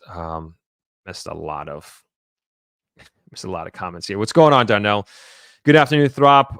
Thank you, Darnell, for the donation. Much appreciated. Darnell says, good afternoon, Throp. Will there be property management company / expert on Airbnb present at Throp X? I wouldn't say an expert on Airbnb. I don't know what would be considered an expert, but there will be Airbnb hosts there who have own property here in Negril and can tell you about their experiences. We're also gonna part of the so thank you for this opportunity now. So also part of the trying to bring up the itinerary. Part of the itinerary. So Thursday we have a networking event, and I am opening this up to is it Thursday? Yes, Thursday. So we have a networking event, and I'm opening it up to I mean, I should say I'm inviting certain entrepreneurs from the community to this networking event on Thursday evening. And this is important to me because I think it's important to Also, we have the panel discussions. We have these experts that are going to be educating people there on many different perspectives of Jamaica investment, lifestyle, etc. But I also we just don't have enough. We don't have the capacity. Maybe next year we expand panel discussions one more day, and it's 3 days of panel discussions instead of two, because this really deserves it. It's so hard to pack in and so hard to decide who we cut out, who we have in, and with maintaining and trying to have like the greatest impact and deliver on the most value as possible. So to me, I was like, all right, how can we make this up? And this is like, all right, let's do this networking event on Thursday. So Thursday, we're going to be doing a networking event that I'm going to be inviting a lot of people to the night on the town. So we're doing the dinner, like hopefully the dinner we can get out a little bit before 9 o'clock, and we can go to the night on the town. So we're going to two different places. So we're going to a lounge, and then we're going to the Jungle nightclub that evening. And so the networking event, hopefully we get in hour, 2 hours, hopefully about 2 hours, and then we can go to the Jungle afterwards. And the idea again behind that is to the people that I would have loved to speak on panels that I couldn't get in because of time constraints, they will be at this networking event, and I will do my best job to connect people. And at that time, I will have a very good idea of what specific people are looking for. And I'm going to connect people, and my team is going to do a good job of connecting you with the right people throughout the conference, but specifically this networking event. And the idea is to really have you meet the right people to help you do and achieve whatever goal it is that you're going after. So thank you for that question, Darnell. Thank you for the opportunity. And thank you for your donation. All right, let's move back up to these comments. What's going on, Alfonso? Throp, what's up? I definitely think Jamaica will be the number one destination in this region to live and to have a great time. But as you said, we must move quickly with these projects. Definitely, and I don't think we understand, and like that was my point in bringing up the pandemic and Mexico opening up its borders. In doing so, and like seeing an opportunity, and I'm not in any way saying that Jamaica was wrong in the way that how they handled the pandemic. I think we did an excellent job from a financial perspective and also from a health and safety perspective. However, Mexico put itself in a position to open its border, welcome people, and now you can imagine that there are investments that were made during that time that they're going to feel the benefit for decades to come. There are people who have made a decision during the pandemic that like this is where my life is going to be. I'm going to do my work from home here, and Mexico's going to get those taxes. Mexico's are going to get those investment dollars. Mexico are going to get those brick and mortar businesses, and these are the type of things that I see that they have really widened the gap with us, and we got to call it what it is, And so and the way I look at it is, it's like maybe there were people who were considering moving to Jamaica during that time, but because of the pandemic, they moved to Mexico or Tulum instead, right? So that's what I mean. And so that's what I mean by like, how can we put ourselves in a position to just do what we want to do, and we know what's going to happen, just at a faster pace. Thanks for the comment, Alfonso. Big Boy says St. Thomas, I think, is better than Negril. It has a freeway. It is near Kingston. St. Thomas has good soil also. Better than Negril? I don't know. Maybe they have some advantages, but better is definitely relative, I would say. I don't know about the soil. Airport, sure. But I would say St. Thomas is a very much in like the embryonic stages of development. I mean, and I think we can all agree from an objective standpoint that is the truth. I forget which leader said it, but basically call it the new frontier of sorts. Simone B says, hello, everyone. Most people in America drive an hour to the airport. Fixing and expanding the road is a better idea. Agreed. D says they would need almost another half of the amount of present runway to accommodate 737. Yeah, I think so. Or if it says Singapore is smaller by far. Yeah, There you go. Yeah, I remember I think you could see Singapore from one end to the other from a tall building kind of thing. I don't know. I'm being facetious. Alfonso says Singapore is only 750 square kilometers. There you go. Jamaica is more than 15 times the size of Singapore. Yeah, so we can definitely accommodate a little bit more, a few more airports if necessary. Mark McCarthy says the A1 highway from Boscobel to St. Anne roundabout has not one pothole. It's a beautiful drive heading back to Siaga Highway. White Diaper says, whoever mentioned elevated rail is on the ball. He says, the challenge Jamaica has is that it has a lot of mountains, so roads cost a lot more to build. Yeah, they got to do the dynamite, cut through all that craziness. That says there's no such thing as traffic jams in Singapore, whose population is almost 7 million. Mystical says, I would prefer a highway than an international airport. Fair enough. Jay Fitz says, I don't know the lay of the land in Jamaica, but can you do an express lane toll road from Montego Bay to Negril? Express lanes are often built above the regular interstate. I mean, I'm not sure. We can look at it real quick.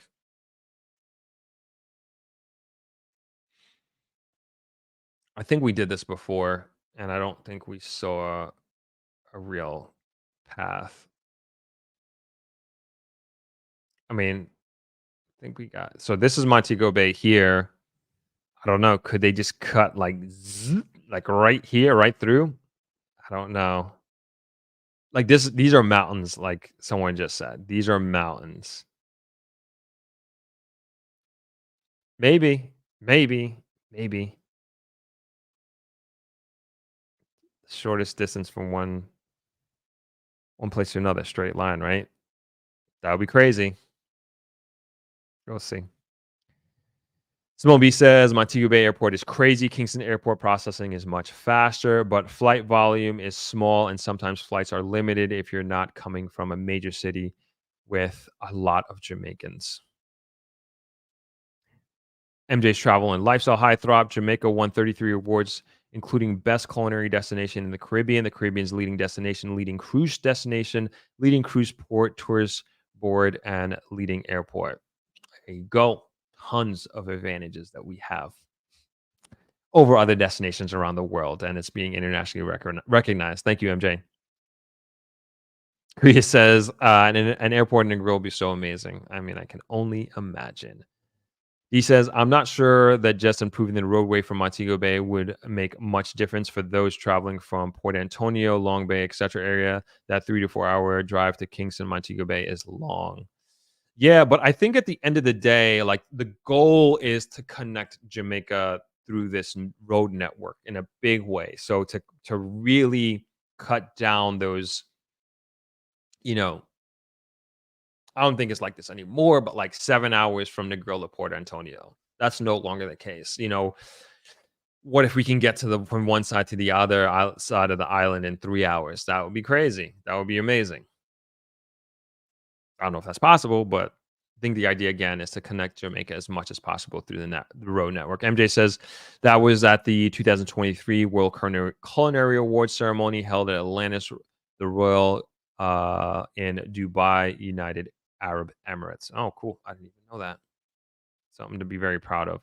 Kuya says Negril Road, sidewalks, and more cafes like Cafe Blue. Ocho Rios just opened its first Cafe Blue, and it's amazing to have it. Yeah, I hear certain coffee shops are coming in Negril. We'll see. We'll see. Gary says there's already a plan to build a 4-lane highway from Anchovy to just past Lucy. Need persons in Negril to get behind this project to help push it. Smaller towns like Lucy do not have the clout. Good point.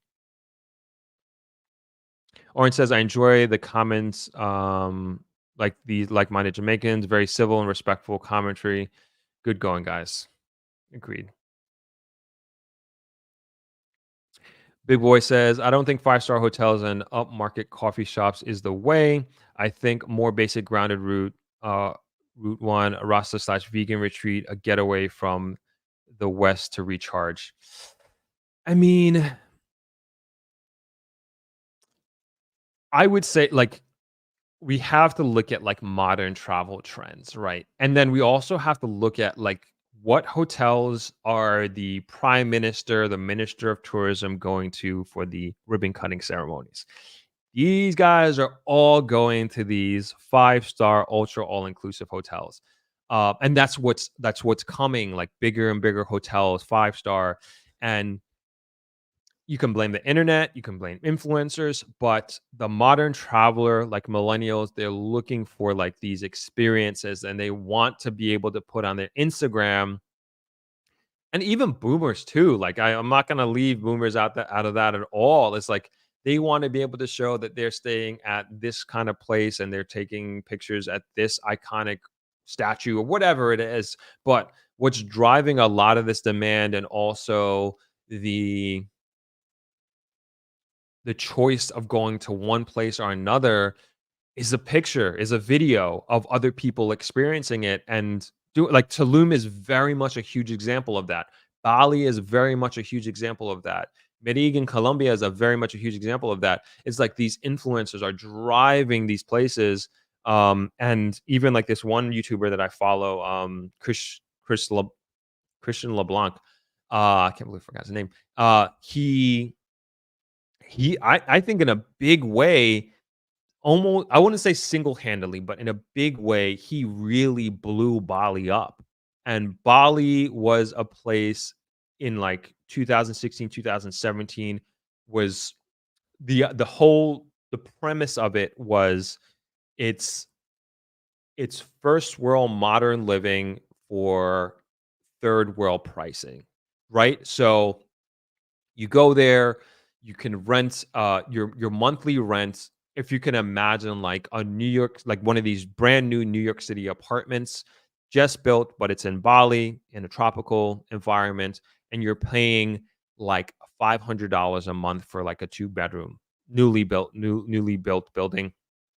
You're going out, like very I would say lavish, fulfilling meals, and you're paying like $8 or $10 for these meals. And the people are, I've never been to Bali, but I hear the people are beautiful, they're nice, they're welcoming, they're friendly, and the culture there is like, very Buddhism and like that sort of thing. And so, and you're like, why wouldn't you live that life? And then so this guy, Christian LeBlanc, I'm kind of going off term here.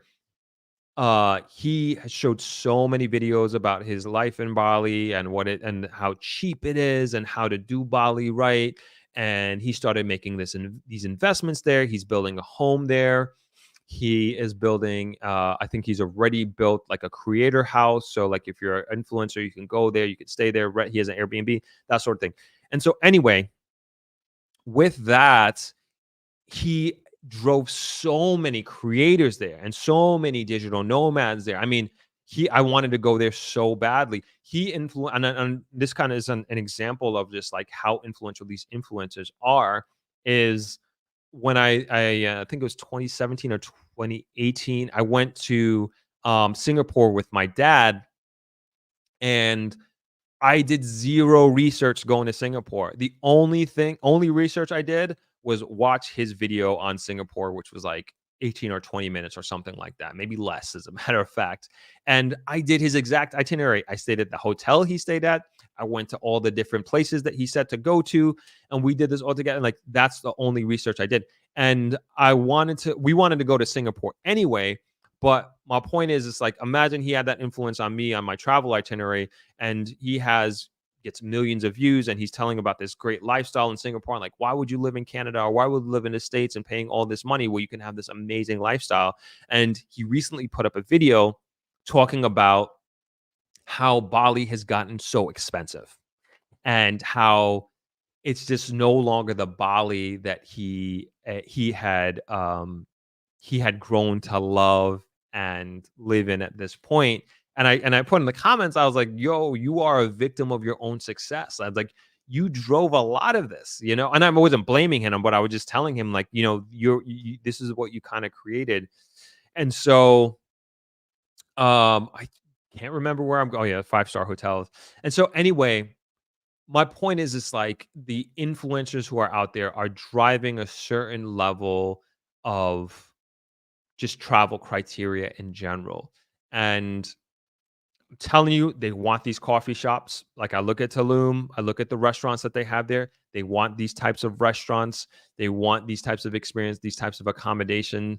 4 and 5 star hotels. Like it's gonna be like what's gonna happen is like your 4 and 5 star hotels of today, they're gonna be eventually that is in terms of like the infrastructure of them, they're gonna turn into like your 3 star hotel.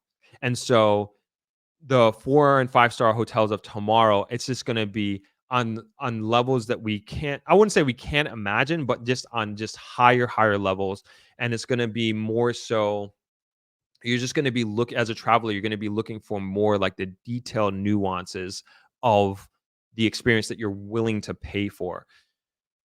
Going back like Hotel Nomade, for example, in Tulum that I was staying at, and I was staying in that tent. If you haven't seen this video, I don't know what I'm talking about. Just go to go to like my last video, not the last, but 2 videos ago, live streams I did ago. And anyway, I was staying in a tent. It was a luxury tent with a Moroccan theme to it. Not really my style, but that tent was $600 a night. I didn't pay for it. It was through this job that I had that brought me to Tulum in the first place. But I'm just like, yo, people are paying $600 a night for this. This is crazy. This is crazy. But you're paying for this experience, right?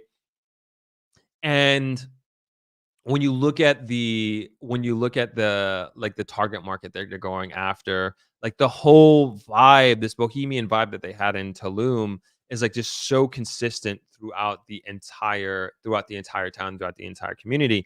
And so to me, the like I'm not saying like we need to bring that bohemian vibe to Negril, like not at all. But modern a modern traveler, I think they're looking for like this is gonna, my point is like this is gonna become baseline. What we think is 4 and 5 star, like this is gonna become baseline. This is gonna become like the regular. So I think this is probably the most prominent example that I can think of. And then we'll move on to the next comment. So there's island time here in Jamaica, right? And the islands. And I can remember as a kid, I wouldn't even say as a kid, maybe early 2000s, it was almost acceptable that food will take a long time in Jamaica, like just throughout Jamaica. Anywhere you go, specifically in a grill, and any hotel or any restaurant that your food came out in, say, the time that you'd get food in, say, New York or something like that, or Florida or whatever, they were considered like, oh, they're first world, they're this, they're that. And now in Jamaica, and specifically Negril, it's just like that's no longer a thing. The standard is, and there's no longer an acceptance of island time. I could tell you that right now. Even the smallest of shops, cook shop or whatever like their food is coming out fast.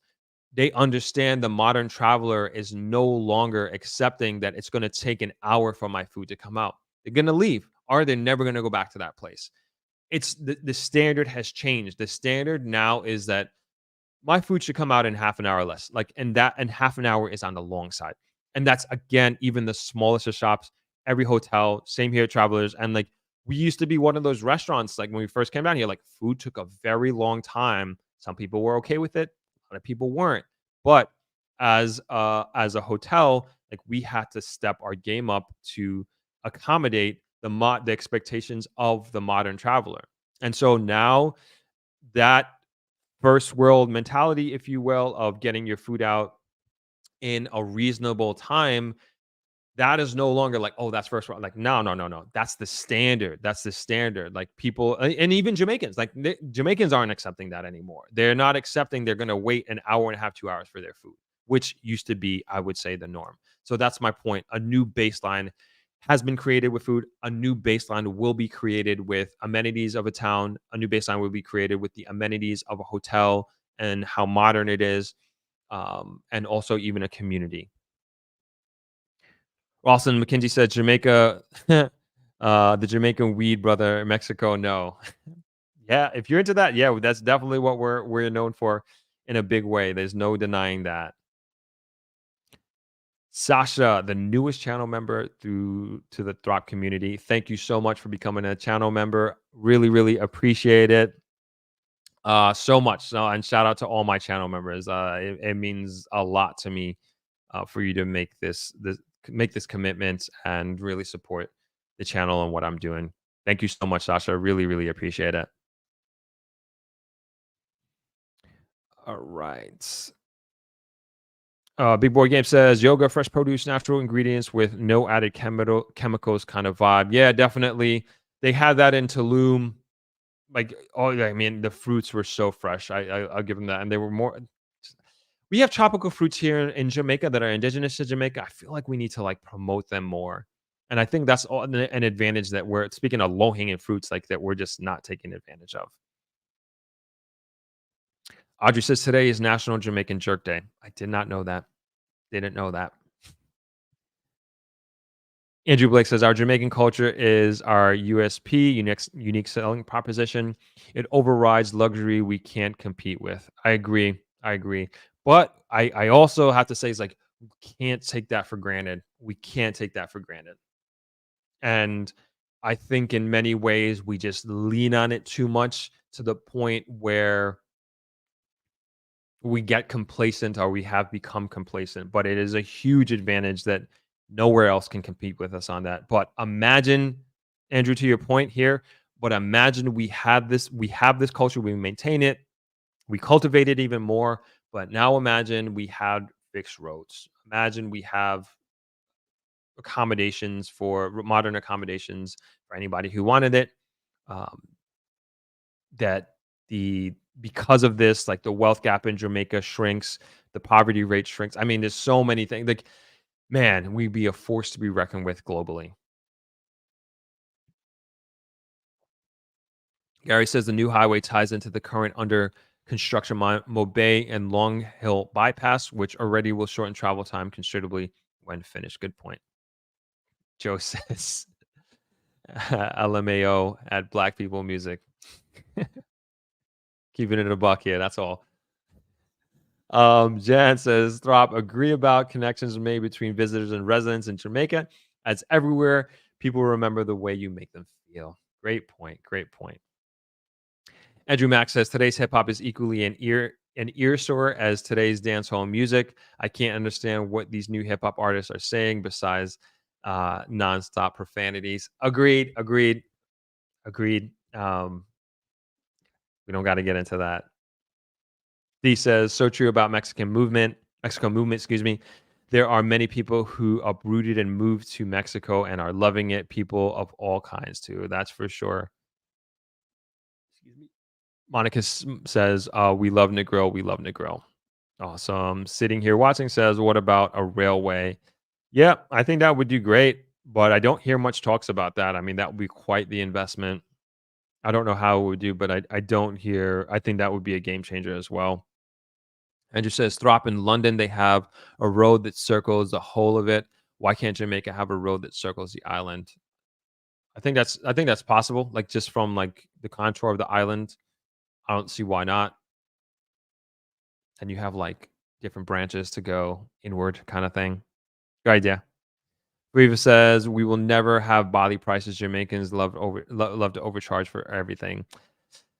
I don't think necessarily overcharge. I think like the two main things that sets up Jamaica for like high prices that Mexico does not have, and you can talk about overcharging there, in a big way because I was like, what? Like my whole thing was like, what is justifying these prices? What is just and like we had this discussion. We won't get back into it, but like I was saying, Tulum is more expensive than New York. And I was like, what is justifying these prices? And so on the Jamaica side, what is justifying our high prices is oil and oil specifically connected to electricity. And so we have one of the highest kilowatt rates per hour globally, and that drives everything in a big way from a and so that's driving consumer pricing for sure, but even from like a consumer product side of things, when you look at our import taxes, it's also astronomical. And so it just doesn't, in a big way, it just doesn't drive entrepreneurship, I wouldn't say it doesn't drive it. It holds it back in a large way. And because of the import taxes that we have, and perhaps these are treaties that we, no, I don't think so. Say, is it treaties that we have with trade treaties that we have with other countries? I don't know. But I always, the easiest example to bring up about this is vehicles. When you bring in a vehicle, you're going to be charged 100% duty on that. And car dealerships aren't gonna give you a deal on that. You're gonna have to pay double, like, whatever car you buy here, you could have bought 2 of them in Florida or New York or wherever you're from. So, like, these are the things that I think of, and so, like, and then same thing with items, like, I'm just thinking of, like, say, a Boschko, whatever it is. Like, they're not paying double. Like, the vehicles is like probably one of the most extreme examples, but they're paying a higher rate on imports tax. And so I think if we're able to bring that down, that's going to bring pricing across the board down. Or at least it will, I hope it would bring it down, but at least I think it would hopefully level it off in a big way. So those are like two huge disadvantages that we have, and I feel like Mexico, that's a huge advantage for Mexico, and their margins are probably a lot larger than ours here. Joyce says the express toll sounds more feasible than a new airport. Agreed. Gareth says great opportunity for the agri industry in Jamaica. Supply the hotels versus importing food. Agreed. Joyce says already read that. Soma Campbell. The thing Jamaicans need to understand is that anything they are looking in foreign, with the exception of job opportunities, we can do it here. We can build it. We can have it here. Invest in Jamaica. Well said. Blank says Jamaica does not need to market its location as a work from home, remote work super spot. Okay. I think it could. But okay. And I think there are people doing that already, in a big way. I know this dude I met before I left for Mexico. He's here with his partner and their young son. They're here for a few months and they're actually looking to move. They're here, like, he's working from home, he's in tech, and they're looking to, young couple too, which is I love to see. I really love to see. And so always love connecting and seeing how I can assist and help in any way to hopefully get them to move here to Negril specifically. Um, but it is, sorry, you said does need. I read that wrong. So with that, it's like, we've talked about the challenges that with, like, speaking about young families specifically, um, they I just want more amenities in the grill that cater to that demographic, to young families and to young couples and to young people in general. And because to me, like, they are going to help drive the innovation of the community. They're going to help drive the amenities of a community. Because if we have a bunch of young people that come here and want to come here, they're going to be like, "Hey, we need a park soon." They're going to be like, "Hey, we need this kind of shop. We need modern daycare, whatever it is." And so, sorry, I read your comment wrong, Planks, but I think that, yeah, there is great opportunity in making this a remote work from home, remote work area. But we do need, like, we have the infrastructure from an internet standpoint, but we don't have a lot of places that you can go to. I mean, we have hotels, but in Tulum they had so many co-working spaces, like many co-working spaces that you can go to, whether, like, a lot of them connected to hotels, some of them that were standalone areas. And I thought that was awesome, from a collaborative standpoint, but also from the standpoint of just having different options that you can go to. And yeah, I mean, if you're in that space, having like a good creative area really helps you to be a little bit more productive. Thanks, Blanks. Gav says local coffee shops should brand their own roasts people will buy after they leave via Amazon online. I think that's a good idea. Frederick says, are there any rum bars in Negril? Is that a joke? I could throw a stone outside on the from outside, and I'll hit a rum bar. I promise you. Simone says, "Greetings, Throppers, on this beautiful Sunday. Thanks for chiming in." And Simone is a Patreon, so thank you so much for being a Patreon, Simone. Always appreciate your support and your continued support. Johnny says, "So very true. I went to Father's Bowl's restaurant in Montego Bay, and it was an hour and a half wait. So we left and down the street and was served within 30 minutes. There you go. There you go. This is the new standard." Steve says, "I bought a bottle of Scotch Boys, and I have low tolerance for spicy." So they appreciate the support. I appreciate you supporting them as well. MJ says, "I'm not coming to Jamaica to listen to anything from the US. Gotcha." Blank says, "Thank you for the feedback." I was talking about a different conversation. What's going on, Zimbali Retreats? Appreciate you guys. Appreciate you chiming in, Mark. You guys know about Zimbali? I think this is another great asset to Negril.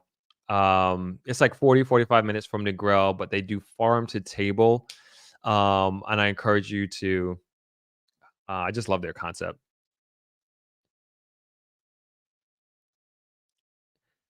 I encourage you to check it out. They do like a farm. They do a farm tour before you eat. We're gonna hop onto their website real quick. So this is their website, and this is like the main thing is like the cooking experience that they have here. So you see their bar, like you first go and do a tour of their farm, and they show you where all like everything. Oh yeah, here we go. Can we click any of these pictures? Unfortunately, no. But you can kind of see here. You can go do a tour. They teach you about the different plants. They teach you about the different food, and then they cook it right in front of you. And it is a definitely like a cultural experience. And I really love going there. And I think it's a huge asset to Negril. And so big up to Mark and big up to Zimbali Retreats. Great place. They have rooms there as well. Great getaway. It's in the mountains, like so serene, and really it's just like get you away from all of it. Like so quiet. I have never stayed there, like, and I keep saying that I want to stay there. I will stay there. I have to stay there at some point, and I think it would just be like a great getaway, even from the grill.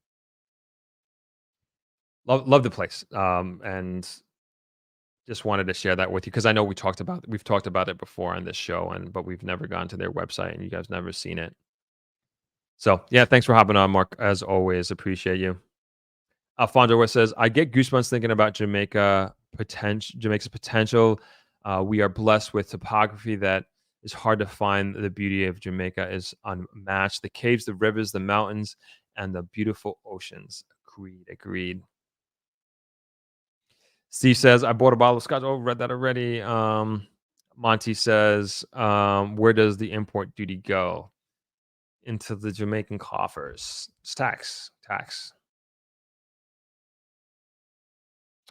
Simone says, "The culture with modern quality accommodations, customer service, and good roads, they will need to build another airport. We tend to do things halfway. If only we could go all the way." Agreed. Blanks, you misread it. I said, "Does need to do that." Yep, agreed. Sorry, my bad. Read that wrong. Oren says, "Alfonso Worth." Okay, you guys are talking. Steve says, "Where else in the world do they charge 100% car tax? You can't justify that. It's pure theft." I don't know. MJ says, "Throp, I remember that you did an interview with a lady during the pandemic from Virginia that was working remotely from Jamaica." That must have been, oh man, I forget her name. I know who you're talking about. Yes, that was the first podcast that I ever did on this channel. Actually, that's what started it all. He says, "Why don't your hotel offer a co-working space?" I mean, we do. So, we're actually doing some upgrades. So one of the areas that we recently upgraded was the lobby, and it's very much geared towards that. So we have a bunch of different areas that you can. I don't have any pictures, so I'd show you. Um, so we have a lot of we have a lot of places that you can sit with plugs, Wi-Fi. We try to make it as comfortable as possible, especially if you needed to stay there for extended periods of time. The restaurant is a good place, but we're even trying to do more things to cultivate that. We have our family room, but we're doing things that really is just catering to that demographic and making adjustments to do so. And yeah, I think that's going to continue to be the way of the world, and we're going to continue to move more and more in that direction. And so yes, we are very much thinking and moving in that direction. Zabali says, "Thanks, brother, for the good word. Absolutely, well deserved. I love your place, and I would love other people to experience it as well." Dieter says, "Coming back to Travelers soon. Awesome. I hope so." Big Boy says, "Jamaica can't compete with luxury market in the Caribbean. Luxury is Bahamas, Cayman, and St. John. Tax havens, basically the American algo, especially social media, is pushing people to the same things." I mean, I think now, but good point, big boy. It's weird calling you that, but good point. The thing is, Jamaica, and when we look at the decisions that Jamaica is making and the investments that they're going in, the directions that we're going, it's just like we are very much moving in a luxury direction. There's just no question about it. There's no question about it. Again, going back to the example of um, the different new hotels that have come on board in recent years and the ribbon cutting ceremonies. These are all five-star hotels, nothing less. The new Princess Hotel that is coming in the Green Island area, the largest hotel that's going to be ever in Jamaica, casino, 5-star. The minister of tourism, that is, has talked many times about getting luxury brands into Jamaica. Speaking of Bahamas and Cayman Islands, like the Louis Vuittons, the actually I don't know any much more Gucci. That's another one. Getting these brands into Jamaica because um, this certain demographic of travelers, they want to come to when they travel, they want to buy these luxury items, they want to buy these luxury goods.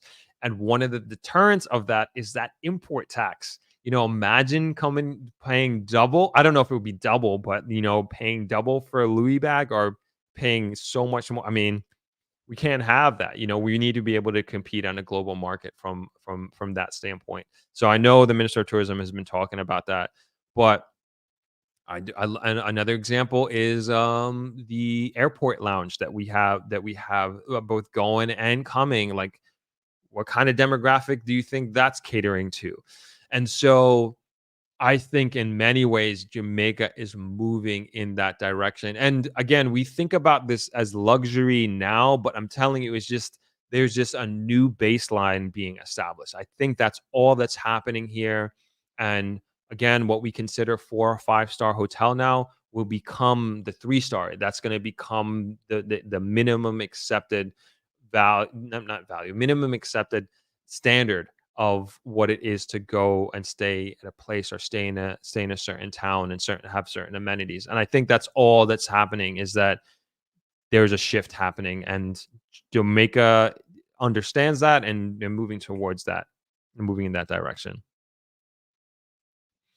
Big Boy also says, do the opposite. First move advantage. Start a Mecca type vibe. Everyone must go to Jamaica to recalibrate. No tech, no sugar, no bottled water, space on Earth. That's just not where things are going. They're not, fortunately or unfortunately, just not where things are going. We just gotta be real about what's happening. Zimbali said, "I would urge young couples to know to bring their children for the education here. Jamaica teachers are amazing, and the education system here is excellent and affordable." And that's coming from a father who has his children in the Jamaica system. I think that's a great point. Gary says, as long as Jamaica continues to import a lot more than they export, the import duties will always be high. But also, it's like, why do we, at least what I think, why do we have so much import as opposed to export? And I think it's the astronomical cost of electricity. And to set up some sort of manufacturing plant here, I mean, you'd have to invest heavily into renewable energy. And I don't know if that's possible, if that even makes sense, but to have factories here that rely on electricity and air condition, man, your cost of goods sold is going to be so high. Your cost of it's going to be incredible. It's going to be incredible. So it's just like a bad cycle, is what I'm trying to say here, Gary. And I think, but you make a good point. We need to export more, and I think we need to diversify a lot more outside of tourism. Red Stripe for Life says, "Hey Throppers, hit the like button. Winthrop, big up yourself. Thank you. Yeah, please hit the like button. Definitely helps." Alfonso Worth says, "You can now import cars from Europe, stamp duty free in Jamaica." Didn't know that. Awesome. Darnell says, "I'm excited to purchase in JA soon. I feel like I'm about to miss the boat with prices soon. When is the last day to buy tickets for Thropex?" You can. There is no like, at least right now. There is no last day. There is going to be a limitation on. Um, we actually have to do a count. We're only selling 15-day tickets per per panel day. So Tuesday the 14th, Wednesday the 15th. We're only selling 15 each. So if you haven't bought a full week's package and you say only want to come on one particular day or the other, you'll have that. Well, you can buy on the day, maybe if we have space. I'll let you know as soon as we get closer. We actually probably need to do a count, but it's even though 15 is a max, it's less than 15 because people have already bought their single day passes at this point in time. But we do still have full week passes available as it is right now. But you can buy a day pass, so to speak, for any one of these days that you would like to attend. So yeah, try to buy your ticket as soon as possible, Darnell. And I don't know if you're here in Jamaica already, but if you're not, get your hotel soon, please. Monty Anderson, sorry. The question was, what is the import duty money earmarked for roads education?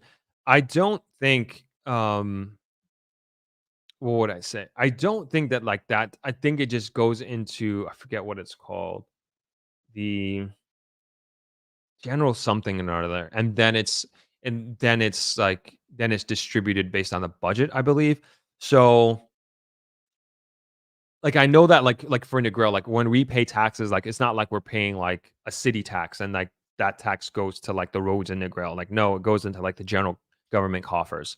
So I can't answer that. I can't answer that question directly. Alfonso says you pay consumption tax. That's on the car imports. He's saying with the cars coming in from Europe. Um, Oiva says, "Why do you think Jamaica doesn't have a single beach town slash city like Rio or Miami? It's only hotels on the beach. I want to see a beach city where locals live and work." I think the closest is Negril. I think the closest to that is Negril for sure. Joe says the Travels lobby is so relaxing compared to Crazy Rio. Thank you. Simone says the room used for ThropX last year could have a dual purpose. It could be set up for remote work when there's no events. It has a great view of the ocean. Good idea. Good idea. Thank you for that, Simone. Reva says we need to raise property tax and drop import tax. Import taxes hurt the economy, while our property taxes are so low it enables landowners to sit on undeveloped land, which holds back Jamaica. I actually agree with this tremendously. I think property taxes in Jamaica are just they're too low. It's just too low. I mean, it's got to go. It's I don't know, like it's got to go higher. It's got to go higher. I remember they raised the property tax of like this got to be almost 10 years ago in the grill. I want to say like 300%. Nobody batted an eye. That's how low it was. That just kind of gives you an idea of how low it was, and it's still low. And like you're saying, on when you look at land that's like just sits there and not taken care of and becomes eyesores. Like I agree for you, but that's how we avoid that. These dilapidated properties that turn into squatter communities because we've experienced that a lot in the grill. So good point. MJ says, I lived in Grand Cayman from 81 to 84. They didn't even have a stoplight, and now we're considering luxury. Sake of my head. Considered luxury. Joe says, did you hear about the Grace Kennedy Diaspora Student Internship? I think it's a great way to bring first generation Jamaican American kids to move to Jamaica. Nope, I didn't. Let me screenshot that and look into it. Orange says it goes into the consolidated funds. That's what I was looking for. That word, consolidated funds. That's where it goes. Thank you, Oren. Appreciate it. Okay, that is all of the comments. I got through them all. That went way longer. I wanted to show this video. I don't even know if I should show it right now. We're gonna save this for next time. I don't even want to show it because I know this is gonna open up a whole other discussion. But it's worth a live stream on its own. Let's take a quick break. We got 169 people in here.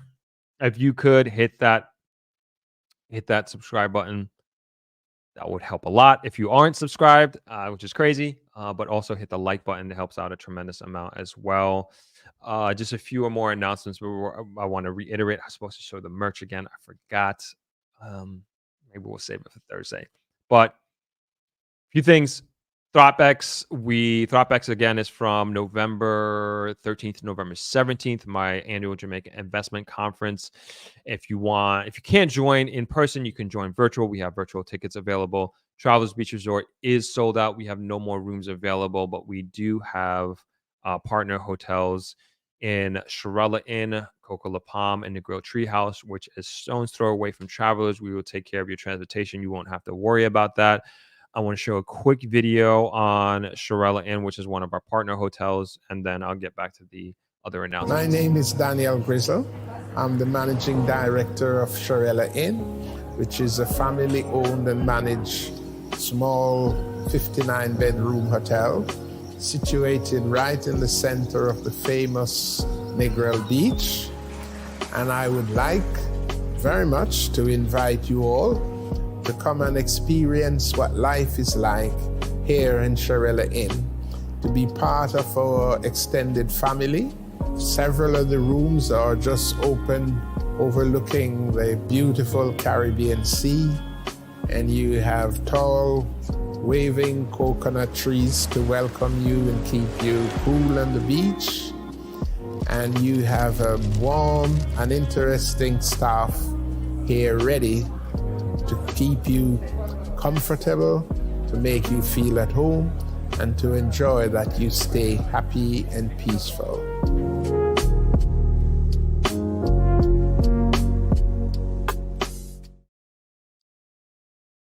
Hey, Joe. Which you booked the Travelers for what dates? Let me know. I will double check and make sure.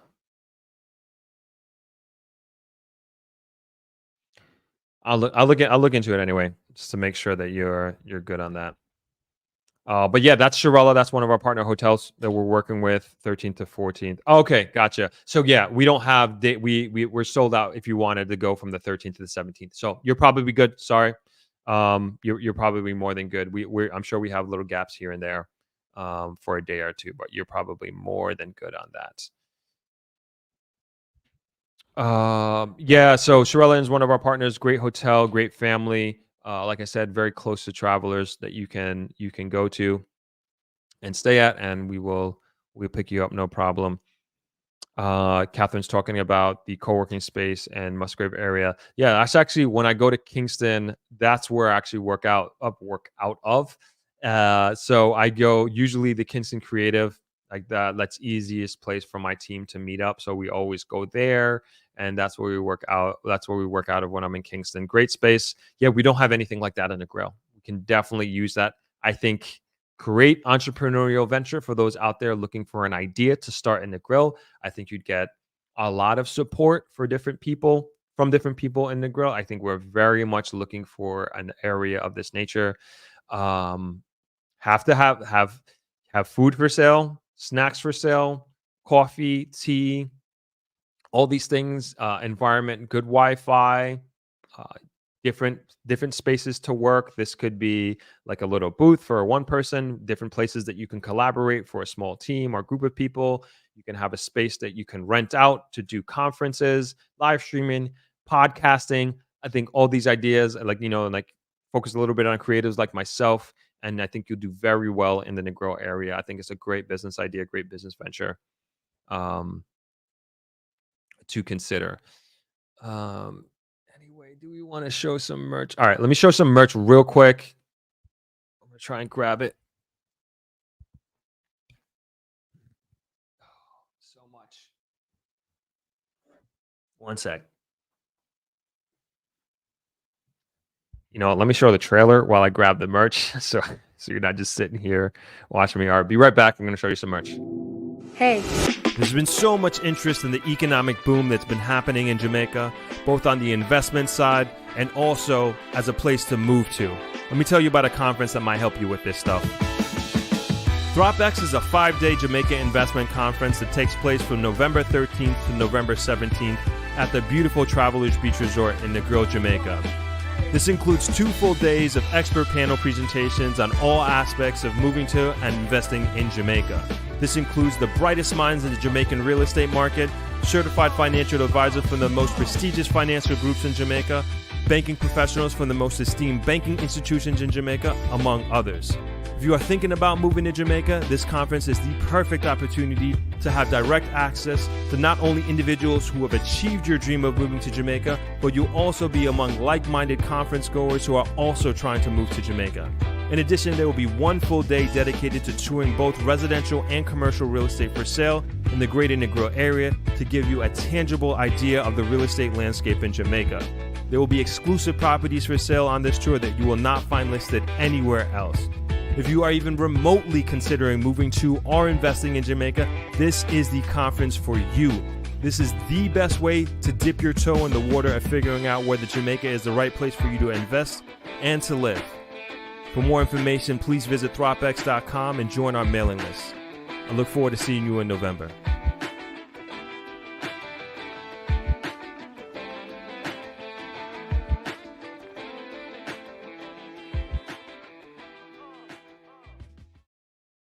All right. That was a much better idea. Okay, going through some Throp merch real quick. This is only being available for the not only, but for now, it will be available at ThropX if you're going to be coming there. We have a limited amount, but we figured we'd get this going. So this is the ThropX. This is like the drift fit, the dry fit. So this is the women's version. Polo, I guess you can call it. I love these. Very, very. Is this the women's? No, that's the men's. Sorry, this is the men's version. This is the women's version here. Very nice, super breathable. I really, really love the material. And this is for volunteers and the team. And they're going to be running up and down, I'm sure. And wanted to make sure that they were comfortable. Like I said before, when I was talking about the merch, quality over everything, right through. Wanted to make sure that we had the best that we can get. Let's move on to just different version of these. So these will also be for sale. These I really got these for like the Throp team. I don't know if anybody wants it. Like my team, I didn't really think about selling these. I didn't even buy that many, but I don't know if people are interested in. Perhaps like I like them. They're kind of I have this. Is it a polo shirt? No, it's a polo. No, it is a polo shirt. This pink polo shirt that I have, like very very similar material. So this same thing that I'm wearing now, just different colors.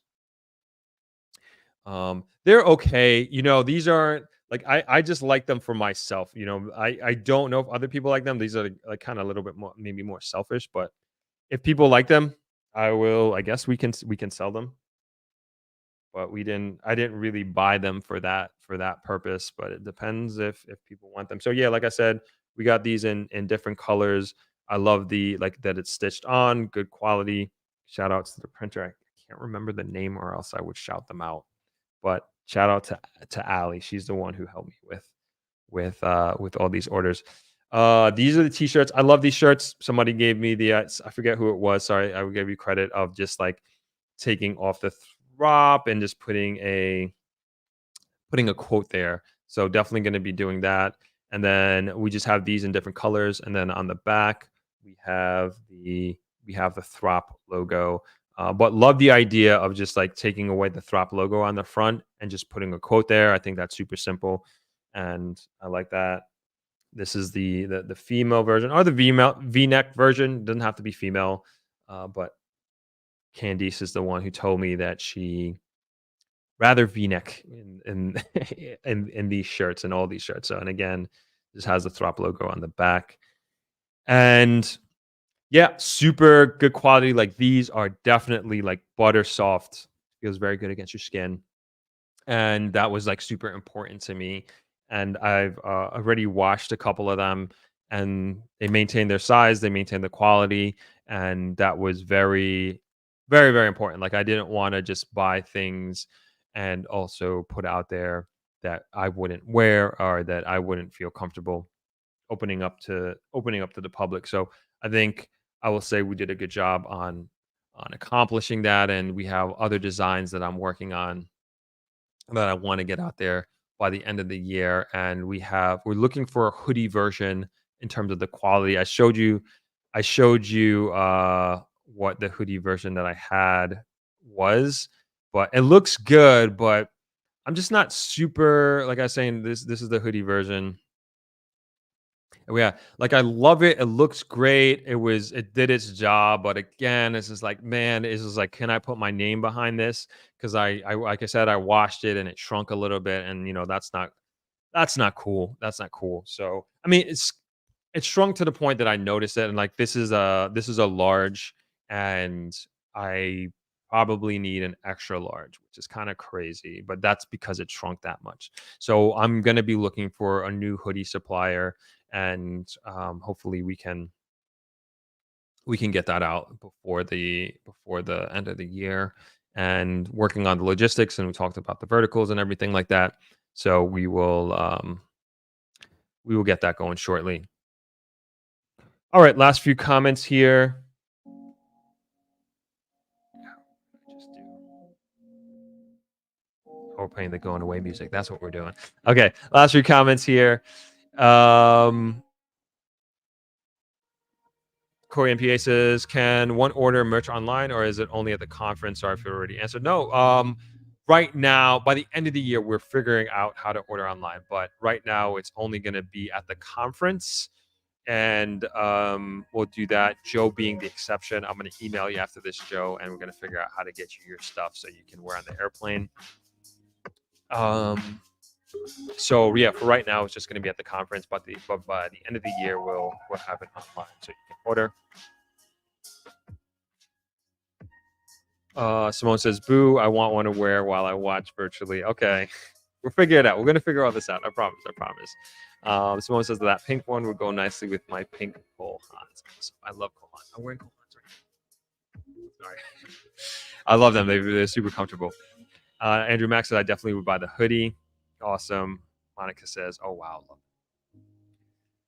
All right. Okay, we're gonna leave it there. Thank you all so much for joining the live stream today. 2.5 hours goes by like that. There was so much more I wanted to talk about, but your engagement is what really kept it going. And I really appreciate you all joining and coming and hanging out with me on these live streams and on Sunday. We got 21 more days till Throp X. It's crazy. You know, we've been planning this for months, since last year, really. And we are 3 weeks out until the conference starts. I can't wait to meet and see you all, those who are coming, and I appreciate we got a lot of returnees from last year coming. That's awesome. Like, this is how we build these things, and I appreciate you all, the returning participants, and you know, this is how we grow. And hopefully I can deliver in a big way once again on that value. We're going to be coming back again on Thursday at 4 o'clock for the live stream. So hope you can make it then. We will be going over this video that I wanted to touch on earlier on this live stream, but we just got into the weeds of what we talked about today, and that's okay. Well, I always appreciate you all hanging out with me and being so engaging. Please hit the like button. It helps out a tremendous amount. And if you are not subscribed, why not hit that subscribe button? We got a lot of great content coming. We have a lot of great content coming. Just kind of hit me about what we got releasing in the next few weeks, even before DropX. And please listen to Melissa. Like the video, please. Like the video, please. Okay. I will see you all soon. See you on Thursday, 4 o'clock Jamaica time. Everybody have a great week. And thanks for hanging with me as usual. Hit that button. Vicus, I like the Next Level brand. Appreciate it. Have a great week, everyone. Talk to you soon. Peace.